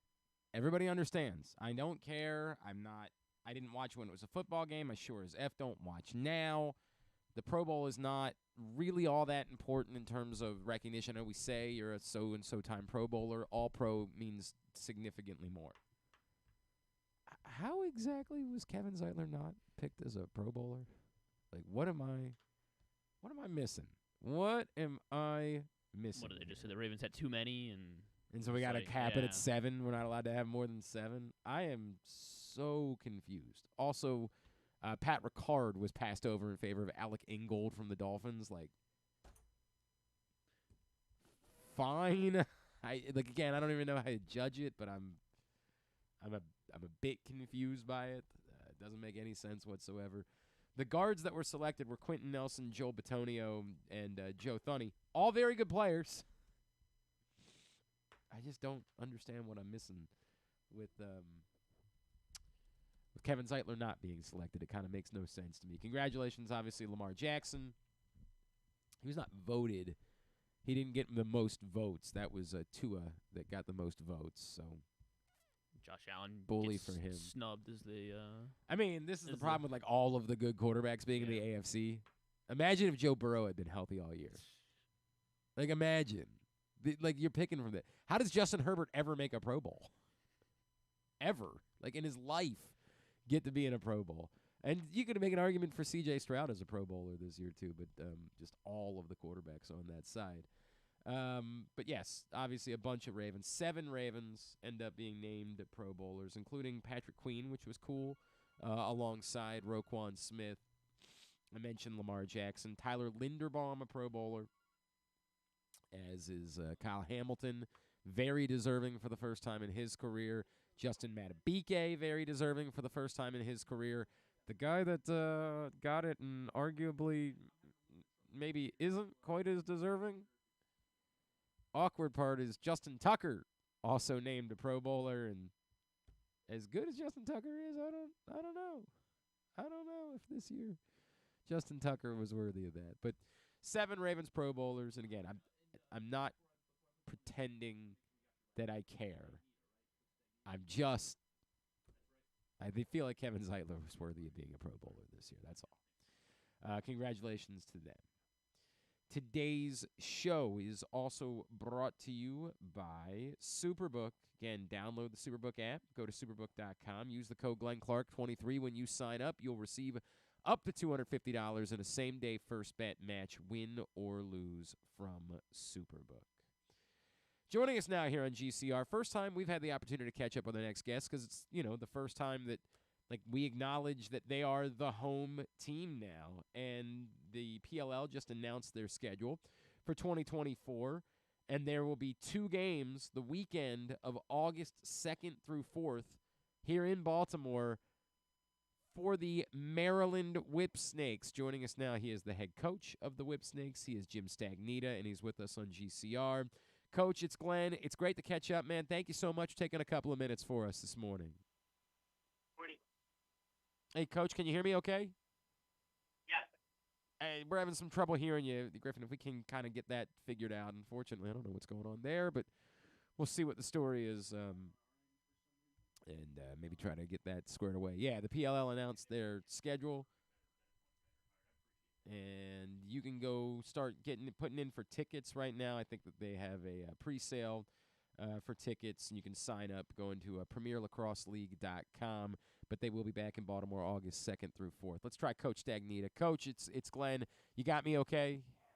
Yeah, I got you, Glenn. Good awesome. morning. Sorry Great. about that. No problem at all. Great to hear your voice. Coach, I wonder, what actually changes for you, right? Because we're not yet at the place where, you got to relocate to Baltimore and everything becomes home here. But it is a little bit more real, I think, in a different way that you're representing the state and that the Whipsnakes are now the home team for this area. Does anything about your job actually change now that it's the Maryland Whipsnakes? I think it changes more as far as our interaction with the community, right? In making it kind of official. I've always felt like, we were the Maryland Whipsnakes. Right. It always felt like a home game there for us with the crowd and the support and certainly the number of Maryland guys we have on our roster. So it just kind of confirms that, but it also, brings us into the community between, PLL assists and all the youth efforts. Kind of puts us in a, in a more interactive position with the people in the state and in Baltimore. You get the sense of, it's funny you bring that up, the fact that it was always sort of like it was the Maryland Whipsnakes because there were so many Maryland guys on this roster. Do you get the sense there's maybe even an additional amount of pressure now? I know you'd probably make an argument for Western New York, but so many of us throughout the country believe that this is the home for lacrosse, and now being declared the Maryland team, is there maybe an additional amount of pressure that comes along with that? Hey, the expectation is, and I know you guys already won a couple of championships, but that's what we're supposed to do. This is supposed to be the home of lacrosse. Yeah, and it is. I mean, I'm an upstate New York guy. I grew up in Syracuse, but I have really strong roots in Maryland from, the years of recruiting as a college coach. My son played at Hopkins. My wife is from Baltimore, grew up as a Colts and Orioles season ticket holder. So I have a real good idea and understanding of what the expectations are there for their teams. And, our goal is always to compete at the highest level. And, while we took a little bit of a step back, last year, I know that, we're inspired to get back and are doing the things that we need to do to get back. And, I think it's great to be in in an area where, there are high expectations and people know lacrosse. And that's what I've always, appreciated about it is the knowledge of the people there and the understanding of the game. And, I know our guys are excited about it, and it just makes sense. It's the right place and the right fit for us. I was going to say, how much of that is exciting to you to further? You mentioned obviously that there has been the connection, and clearly the number of Maryland guys or guys that played at Maryland that are on this roster that are true stars, the Matt Rambos of the world and Jake Bernhardt. But how exciting is it for you to further entrench that the team with the community and to continue building that with what the PLL is doing? Well, again, I think at this point, this is the next step for the PLL. Mike and Paul Rabel have really done this in a very planned way, right? And this is the next step. This is kind of putting teams to cities, and this is again for us to to be able to call a place home. I think our guys are comfortable there. We've been successful there. Like I said, when we show up in Baltimore to play games, and when we've gone to Hopkins, there are a ton of Maryland lacrosse T-shirts and Whipsnakes T-shirts. It's just been it's been a place where our guys have felt like they had a kind of a home court advantage. 100%. He is Jim Stagnitta. He is with us here on GCR. Again, go to PremierLacrosseLeague.com right now in order to sign up for the pre-sale to get your tickets, as there's going to be wild crowds and now 2 Whipsnakes games the weekend of August 2nd through August 4th. Coach, this team, you mentioned, wanting to get back to that championship level, and you guys set the tone, right, the first couple of years winning the title. What is the difference? It is a long season. It's difficult because you don't get to spend all week with the guys. Like, what is the difference in getting back to that championship level moving forward? There's a lot of different pieces to it, and certainly we have spent the last few months kind of evaluating.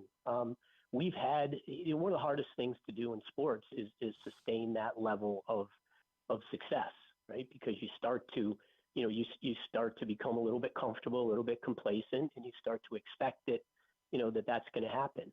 We had some adversity last year. Our lineup was never completely healthy. But at the same time, in years past, we were able to overcome that. And, the league has continued to evolve. I think teams have set their personnel and their approach in a way that they can counter what we do, which is what all good teams do. And, now we have an opportunity and a necessity to make some changes. I mean, again, we've had a foundation of the same 5 guys for now 5 years. Some of those guys have been with me since MLL days, 8 to 10 years. And, it's time to, we haven't had the opportunity. There's, it's a catch-22. You win and you end up with the last pick in the draft. And, we've been at the bottom of that for the last few years. We feel like we have an opportunity in a great draft to address some areas that we need to improve upon. And we're trying to take advantage of that. And, there's some personnel moves that we haven't made in the past because we haven't had to that, we probably, that we're starting to make. They're not going to be major, but, the league is getting younger. The players are getting better. Every team is improved dramatically. And, now it's our time to kind of make some of these tweaks that we need to make to get back to, to get that focus back, right, and that desire. And, the one thing about these Maryland guys, the University of Maryland guys, and our team as a whole is they're proud.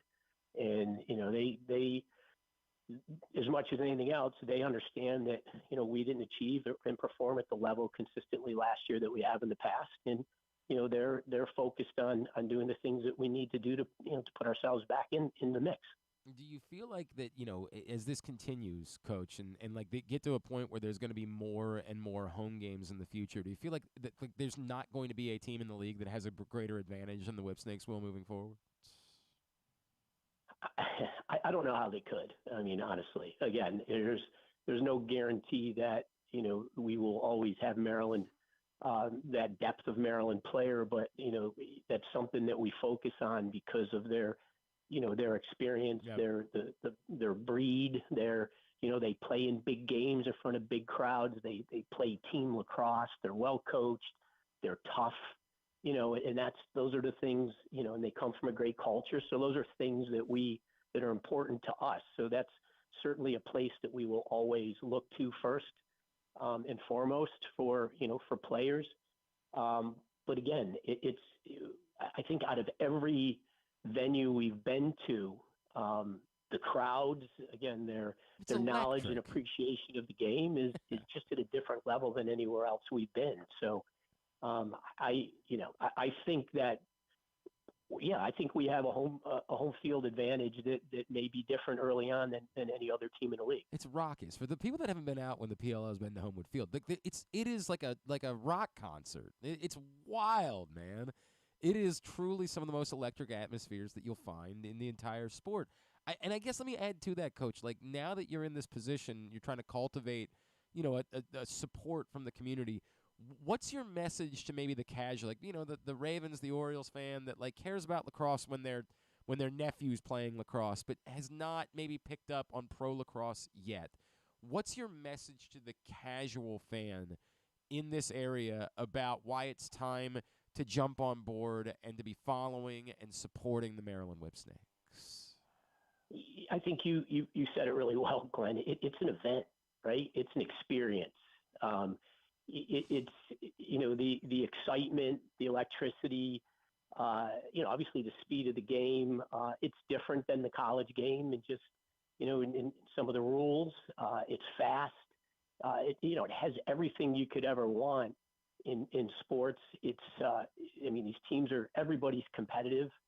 And what the Ravens have been able to do and what the league has been able to do is turn this into just kind of a weekend event. It's so much more than a game. The player interaction, our guys spend so much time with the kids, and I can tell you, I was a college coach for 28 years. It's some pretty competitive places, and no one really cared or knew much about who I was. And they've built brands for all of these players and all of us. And I think we're just scratching the surface. We really are. But, I just don't feel like Maryland's one of those places, or Baltimore, where we have to convince people of the quality of what this is compared to some other places. It's so funny you bring up, like, the brand thing. Like, I watch, like, kids interact with Matt Rambo, and they, like, wow out. And I'm just like, this is so cool, man. Like, imagine going back to when you were a younger man and telling them there's going to be a day where like lacrosse players are going to walk into a community and they're going to be treated like rock stars. And, like, I just see those interactions, and it really is so cool for me to see. I can only imagine what it means to you, Coach. It's, again, I've been around this for so long, and, the impact that it really is growing the game, because the impact when you go to these games, and again, you've been there. I mean, it's a family event comparatively, right? There's kids all over the place. And again, they get to interact with the players, and the players are really good at it, and they're really generous with their time, regardless win or lose. And just to see what these guys have built from a brand standpoint, and the jerseys with names on them, and how these kids look at them and interact with them. It's for me to see what the PLL has done in that regard is, to me, it's a game changer. It's incredible. So I got to see, one of my many jobs is I do play-by-play for Loyola, and I got to see Tucker Dordovic when he played at Loyola last year. That guy is special. Obviously went on to become Rookie of the Year in the league. Like, how much do you feel like you guys are still only scratching the surface with him, and he might be ready to take that step up to being a true superstar in the league in the years to come? Well, he's unique in a lot of ways, right? In college, he played attack, he played midfield, he shoots the ball as well right-handed as he does left-handed. We needed a little bit more. We need a little bit more diversity out of the midfield, and someone that could start to take the pressure off Mike Chanichuk, who's still a great shooter, but has been in the league 12 years now. And he did that, and we were pretty banged up last year, and he really stepped up. And here's my thoughts on him. He had just finished another full college season, right? 14, 15, 16 games.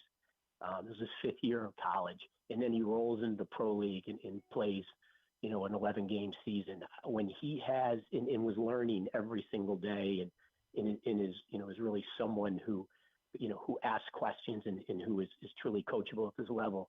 When he has, he has an off season to recover and rest and has a better understanding of the pro game. I think I think you saw a little bit of what he's capable of doing, but I think that when he now with a full year under his belt and being healthy physically and excited about a new season, I think he's going to be somebody who is going to have an impact on the league for a long time. He's a special player, man. There's no question about that. Coach Jim Stagnitta, it's great to chat with you. I'm going to look forward to doing this throughout the course of the season, and I think that it'll be cool, too, for people that came to the games and were rooting for the Whipsnakes when they came but maybe weren't paying attention. Like, I think that this will allow for this community to be a little bit more dialed in and watching the games on ESPN or ABC, ESPN Plus. Even you guys are playing in the rest of the country. So we will be looking forward to that. Encourage you to get signed up for the presale for tickets, PremierLacrosseLeague.com, as looking forward to the PLL being back here and the Maryland Whipsnakes playing at home for a couple of games here in August. Coach, really appreciate you spending a couple of minutes with us. Let's do it again as we get closer to the start of the season, all right? My pleasure. Appreciate it. And, look forward to circling back and continuing to, to build this relationship between the Whipsnakes and the community. Absolutely, man. Thank you, Coach. Coach, thanks, guys. Jim Stagnitta with us here on GCR as, they're actually going to do again this year the championship series down at the St. James, which I also think will be important for what we're going to see in the Olympics in 2028 is going to be the Sixes brand of lacrosse. And that's what they do during this championship series down at the St. James. Now, I don't think the Whipsnakes are part of the championship series. But I think if you're trying to learn about what they're going to do in the Olympics, that'll give you the opportunity to sort of see it, check it out, get a feel for it. It's a fun version of the sport. It's a fast sport to begin with. This is now even faster. So it'll give you a chance to check that out. And also, the subplot to all of this now, and I was talking about this when I did the USA Lacrosse, the Fall Classic this year, is that, now that it's official and it's, definitely happening, all these guys are also seeing this now as their path to becoming an Olympian, which is, it's still kind of mind-blowing for lacrosse players that that's in front of you. So that element of it, the championship series, I think becomes really important because that's your chance to show that you can play the Sixes brand of the sport at the highest level and might be your path to becoming an Olympian moving forward. All right. We got one more break we got to take, don't we? Because we didn't take a break in the entire first hour of the show. Who the hell is the host of this How it should be. charade? Who is that guy? The hell is he? What does he even do around here? Hey, I told you Stan a little under the weather this week, so he hasn't been able to do his normal shows. He's going to get back to them. He is scheduled to be hosting Monday, Wednesday, and Friday of next week. I just want to be as honest with you as I possibly can. Stan has been sick. We have given the flexibility that it's possible there might not be a show on Monday next week.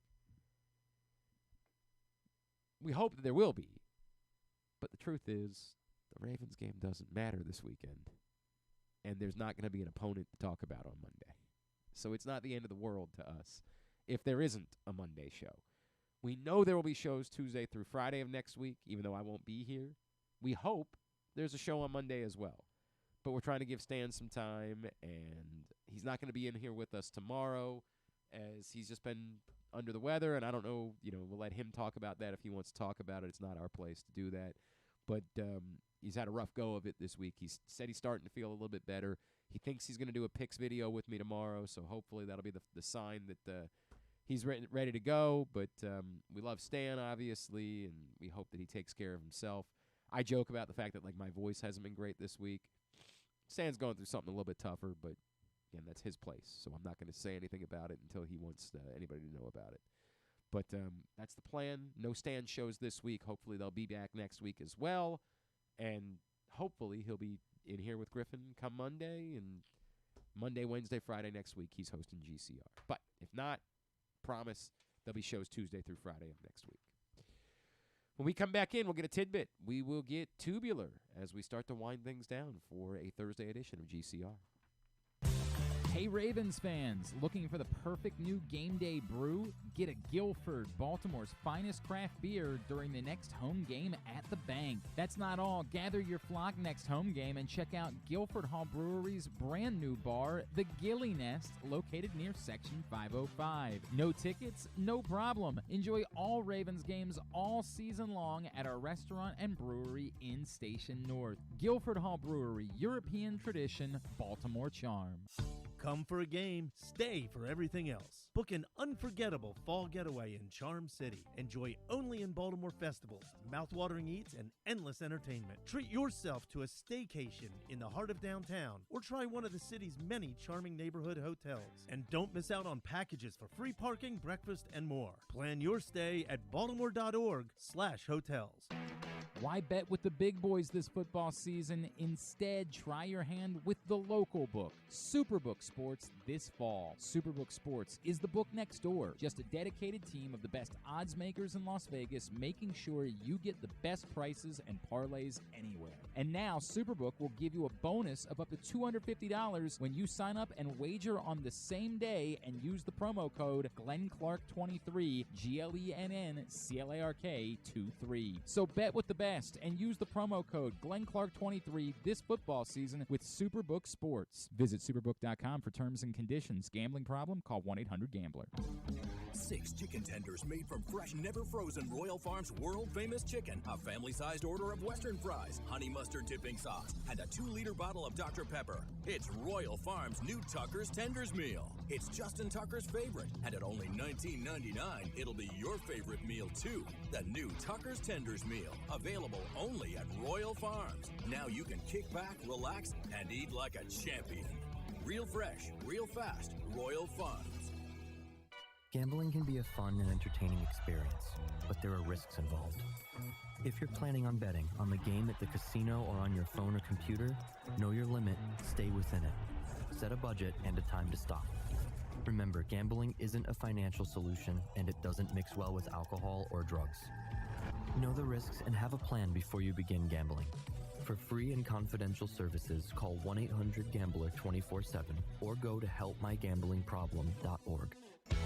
Brace yourselves for an unparalleled game day experience at the new Green Turtle Bet Park Sportsbook in Canton and Towson. Experience the thrill of live in-person betting with Baltimore's only state-of-the-art Vegas viewing TV experience. Choose between a person-to-person experience with their on-site tellers or the convenience of their self-bet kiosks to place your bets. Gather your betting buddies and head over to the Green Turtle Bet Park Sportsbooks today. Green Turtle Bet Park Sportsbooks in Towson and Canton, the ultimate destination for game day excitement, great food, and live in-person betting. Must be 21. Please play responsibly. Gambling problem? Go to mdgamblinghelp.org. Make sure you're tuned in every Tuesday for Pressbox Fantasy Football analyst Joe Serpico to get you ready for your Waiver Wire Wednesday, brought to you by Live Casino and Hotel. And if you have other fantasies you want fulfilled, subscribe to Glenn and Jeremy Kahn's OnlyFans page at... Wait, are people supposed to know about that? All right, back in here as we are winding down for a Thursday edition of the program. Let's get a tidbit. Let's get tubular. Tidbit is brought to you today by... What's brought to you by the Green Turtle, Griffin? Green Turtle has something pretty cool going on right now, because if you didn't know, they do have now some live in-person sports books over at the Green Turtle in Towson and Canton. And every Thursday they're offering a free $10 bet. So you can use that on whatever you'd like tonight or later. Drew gave out some golf picks yesterday. I guess you could use that on that if you trust Drew. So check out the Green Turtle and Sports if you do, there might be some questions there. If you trust Drew. So check out those Green Turtle Sportsbooks in Towson and Canton, where you can experience the ultimate destination for game day excitement, great food, and live in-person betting. The Green Turtle Bet Park Sportsbooks in Towson and Canton. Go pick up your free bet, make some money while enjoying some great food tonight at the Green Turtle. I saw a tweet that Adam Schefter sent, and again, because it's tough on Twitter sometimes to read everything. Said ESPN and the NCAA reached an 8-year agreement beginning September 1st, 2024 for NCAA championships media rights.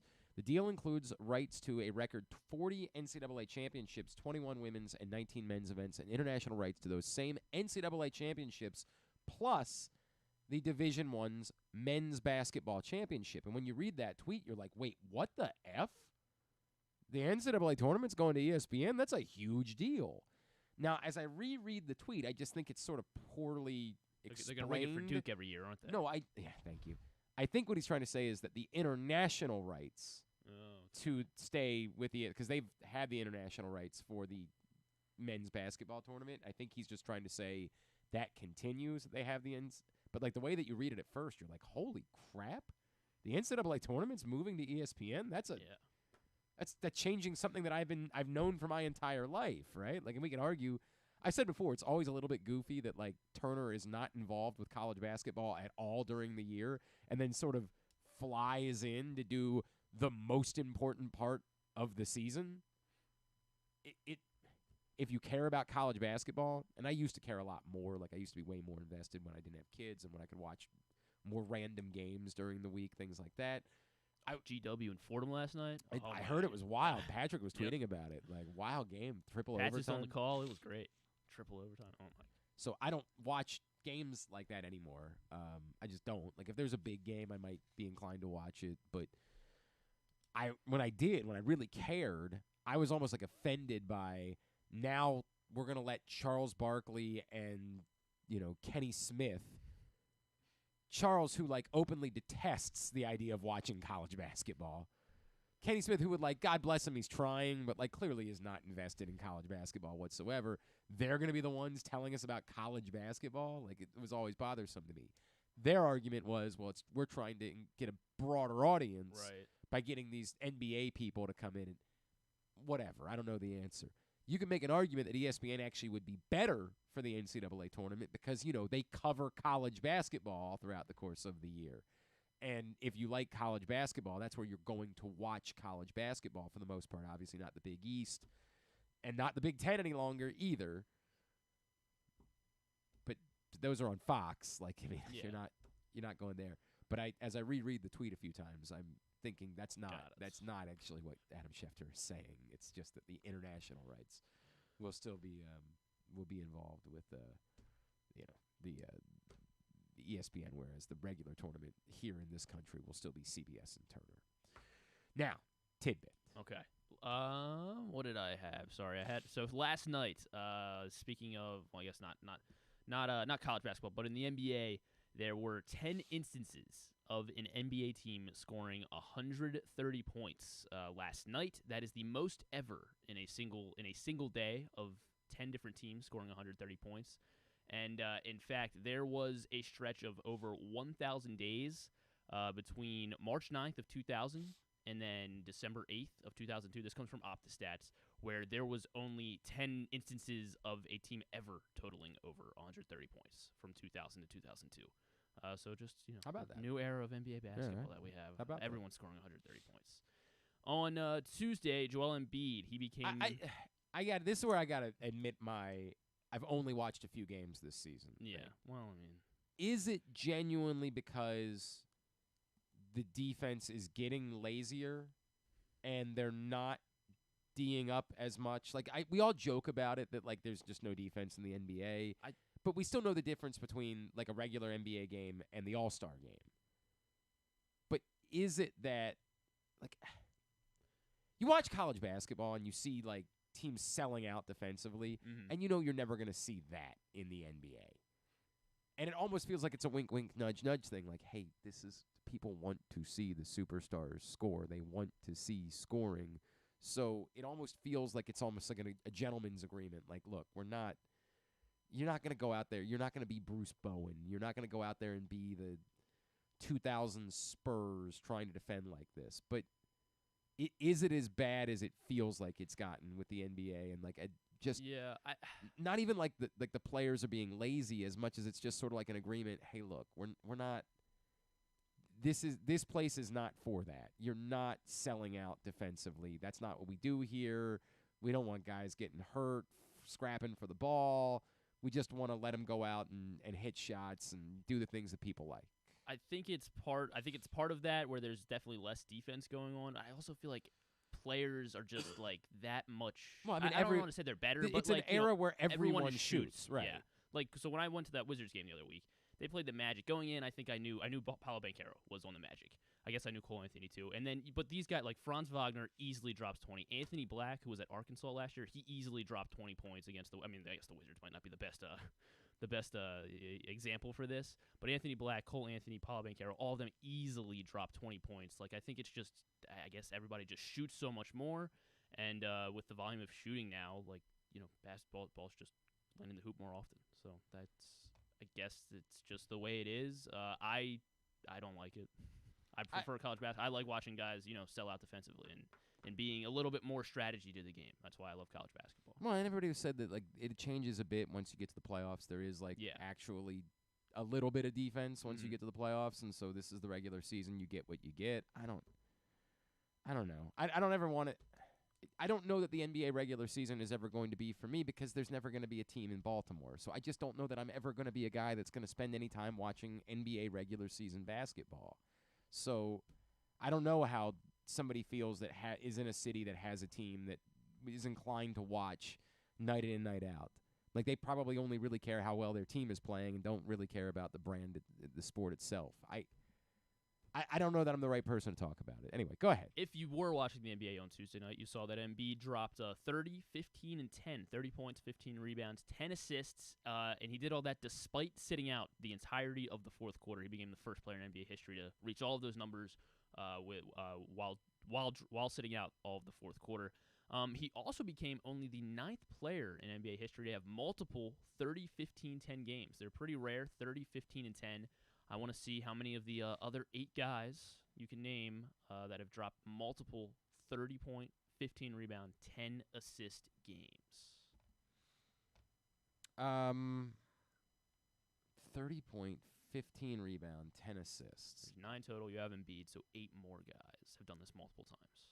Magic Johnson. Not Magic Johnson. Oscar Robertson. Not Oscar Robertson. How about there's only 2 non-active players on this list, which I guess just goes more into the pace of this game. Just everyone. Russell Westbrook. Yes, Russell Westbrook. 7 such games of 30, 15, and 10. All I can do this by is guys that they're triple-double guys. That's like the only way I can't.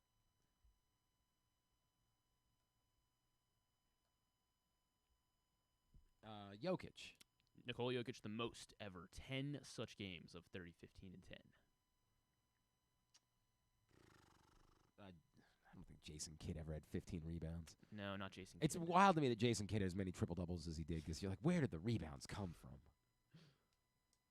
Really, frankly, where did the scoring come from? So that's the other part of it is he had that 30 points. Jason Kidd's triple-doubles were probably like 12 points, 10 rebounds, 18 assists. Harden. Yes, James Harden, 3 such games. LeBron also 3 games. How many do I need? I got 4. How many am I supposed to get? You will need 4 more. Jesus. Larry Bird? Yes, Larry Bird. 5 games for Larry Bird. Luka. Yes, Luka Doncic, 7 such games, tied with Russ. Giannis? Giannis is second on the list, 9 such games. Jokic has 10, Giannis has 9. And then you have 1 more non-active. 1 more non-active. And that's it. Wilt? No, not Wilt.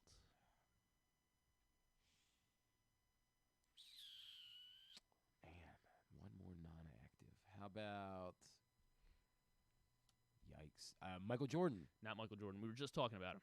We were just talking about him. Like today? Yeah, like literally while we were talking about March Madness. Oh, Barkley? Charles Barkley, 2 games of 30, 15, and 10. It's so funny because like everybody would say, everybody forgets that Barkley was a scorer. Even was a shooter at one point in his career. 10 assists as well. It's wild. And then did you say there was one more? No, that was that was it. Jokic, Giannis, Luka, Russ, Larry Bird, James Harden, LeBron James, Joel Embiid, and Charles Barkley. Multiple games of 30, 15, and 10. Very good. Very good. Very good. Tubular is brought to you by either local Toyota dealer and buyatoyota.com. The Toyota Tacoma comes in a range of models and trim lines, so you can choose the perfect Tacoma to reflect your unique personality and driving habits. Check out buyatoyota.com for deals on new Tacomas from your local Toyota dealer today. Here's what's coming up tubular-wise tonight. Griffin mentioned the only local hoops team in action. Towson's at Monmouth, 7 o'clock on Flow Hoops. Unfortunately, you get the home games on TV. Can't force the road games on TV. It's what it is. Big Ten Hoops tonight on Peacock. Penn State, Michigan State at 7. Minnesota, Michigan at 9. ESPN, Penguins, Bruins at 7 o'clock. And then they also have Colorado, Arizona at 9:30. The rest of the college basketball, find at glennclarkradio.com. TNT, Bucks, Spurs, 7:30. Nuggets, Warriors at 10. Golf Channel for round 1 of The Century at 6 o'clock. Is if you're betting with Drew, you can watch that. Access TV for TNA Impact tonight at 8. Non-sports. It is the Golden Bachelor wedding tonight, of course, on ABC. That's at 8 o'clock, so you can watch the wedding. Sure.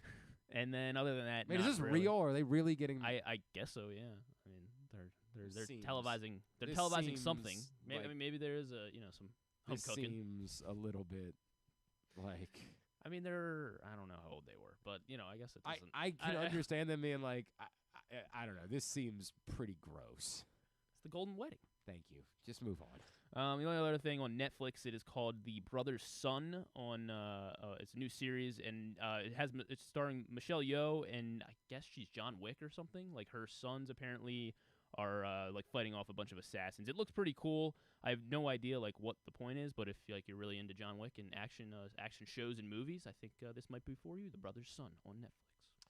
Very good. Thanks today to by the way, everything else, GlennClarkRadio.com. Thanks today to PLL Whipsnakes, Maryland Whipsnakes head coach Jim Stagnitta. Thanks also to Charlie Batch. Thanks to KZ. We'll get all of it up in the greatest hits section of the Oh my God, it's so good. tab at GlennClarkRadio.com. Tomorrow on the show, Lewis Riddick joins us. He's calling Ravens Steelers for ESPN on Saturday. Bo, I assume, is joining us tomorrow. Check in with Bo tomorrow. Stuff and things. Very good. Thanks everybody at PressBox, all of our great sponsors and partners, including Live Casino and Hotel, Mother's North Grill, AJ Michaels, Guilford Hall Brewery, Royal Farms, Costas Inn, Superbook Sports, The Green Turtle, your local Toyota dealer, buyatoyota.com. Thanks to Griffin at Griffin_Bass. Follow us, Twitter, Instagram, and TikTok at Glenn Clark Radio. Have a great Thursday evening. Join Rita and I 6 to 9 tonight on 105.7 The Fan. Duke sucks.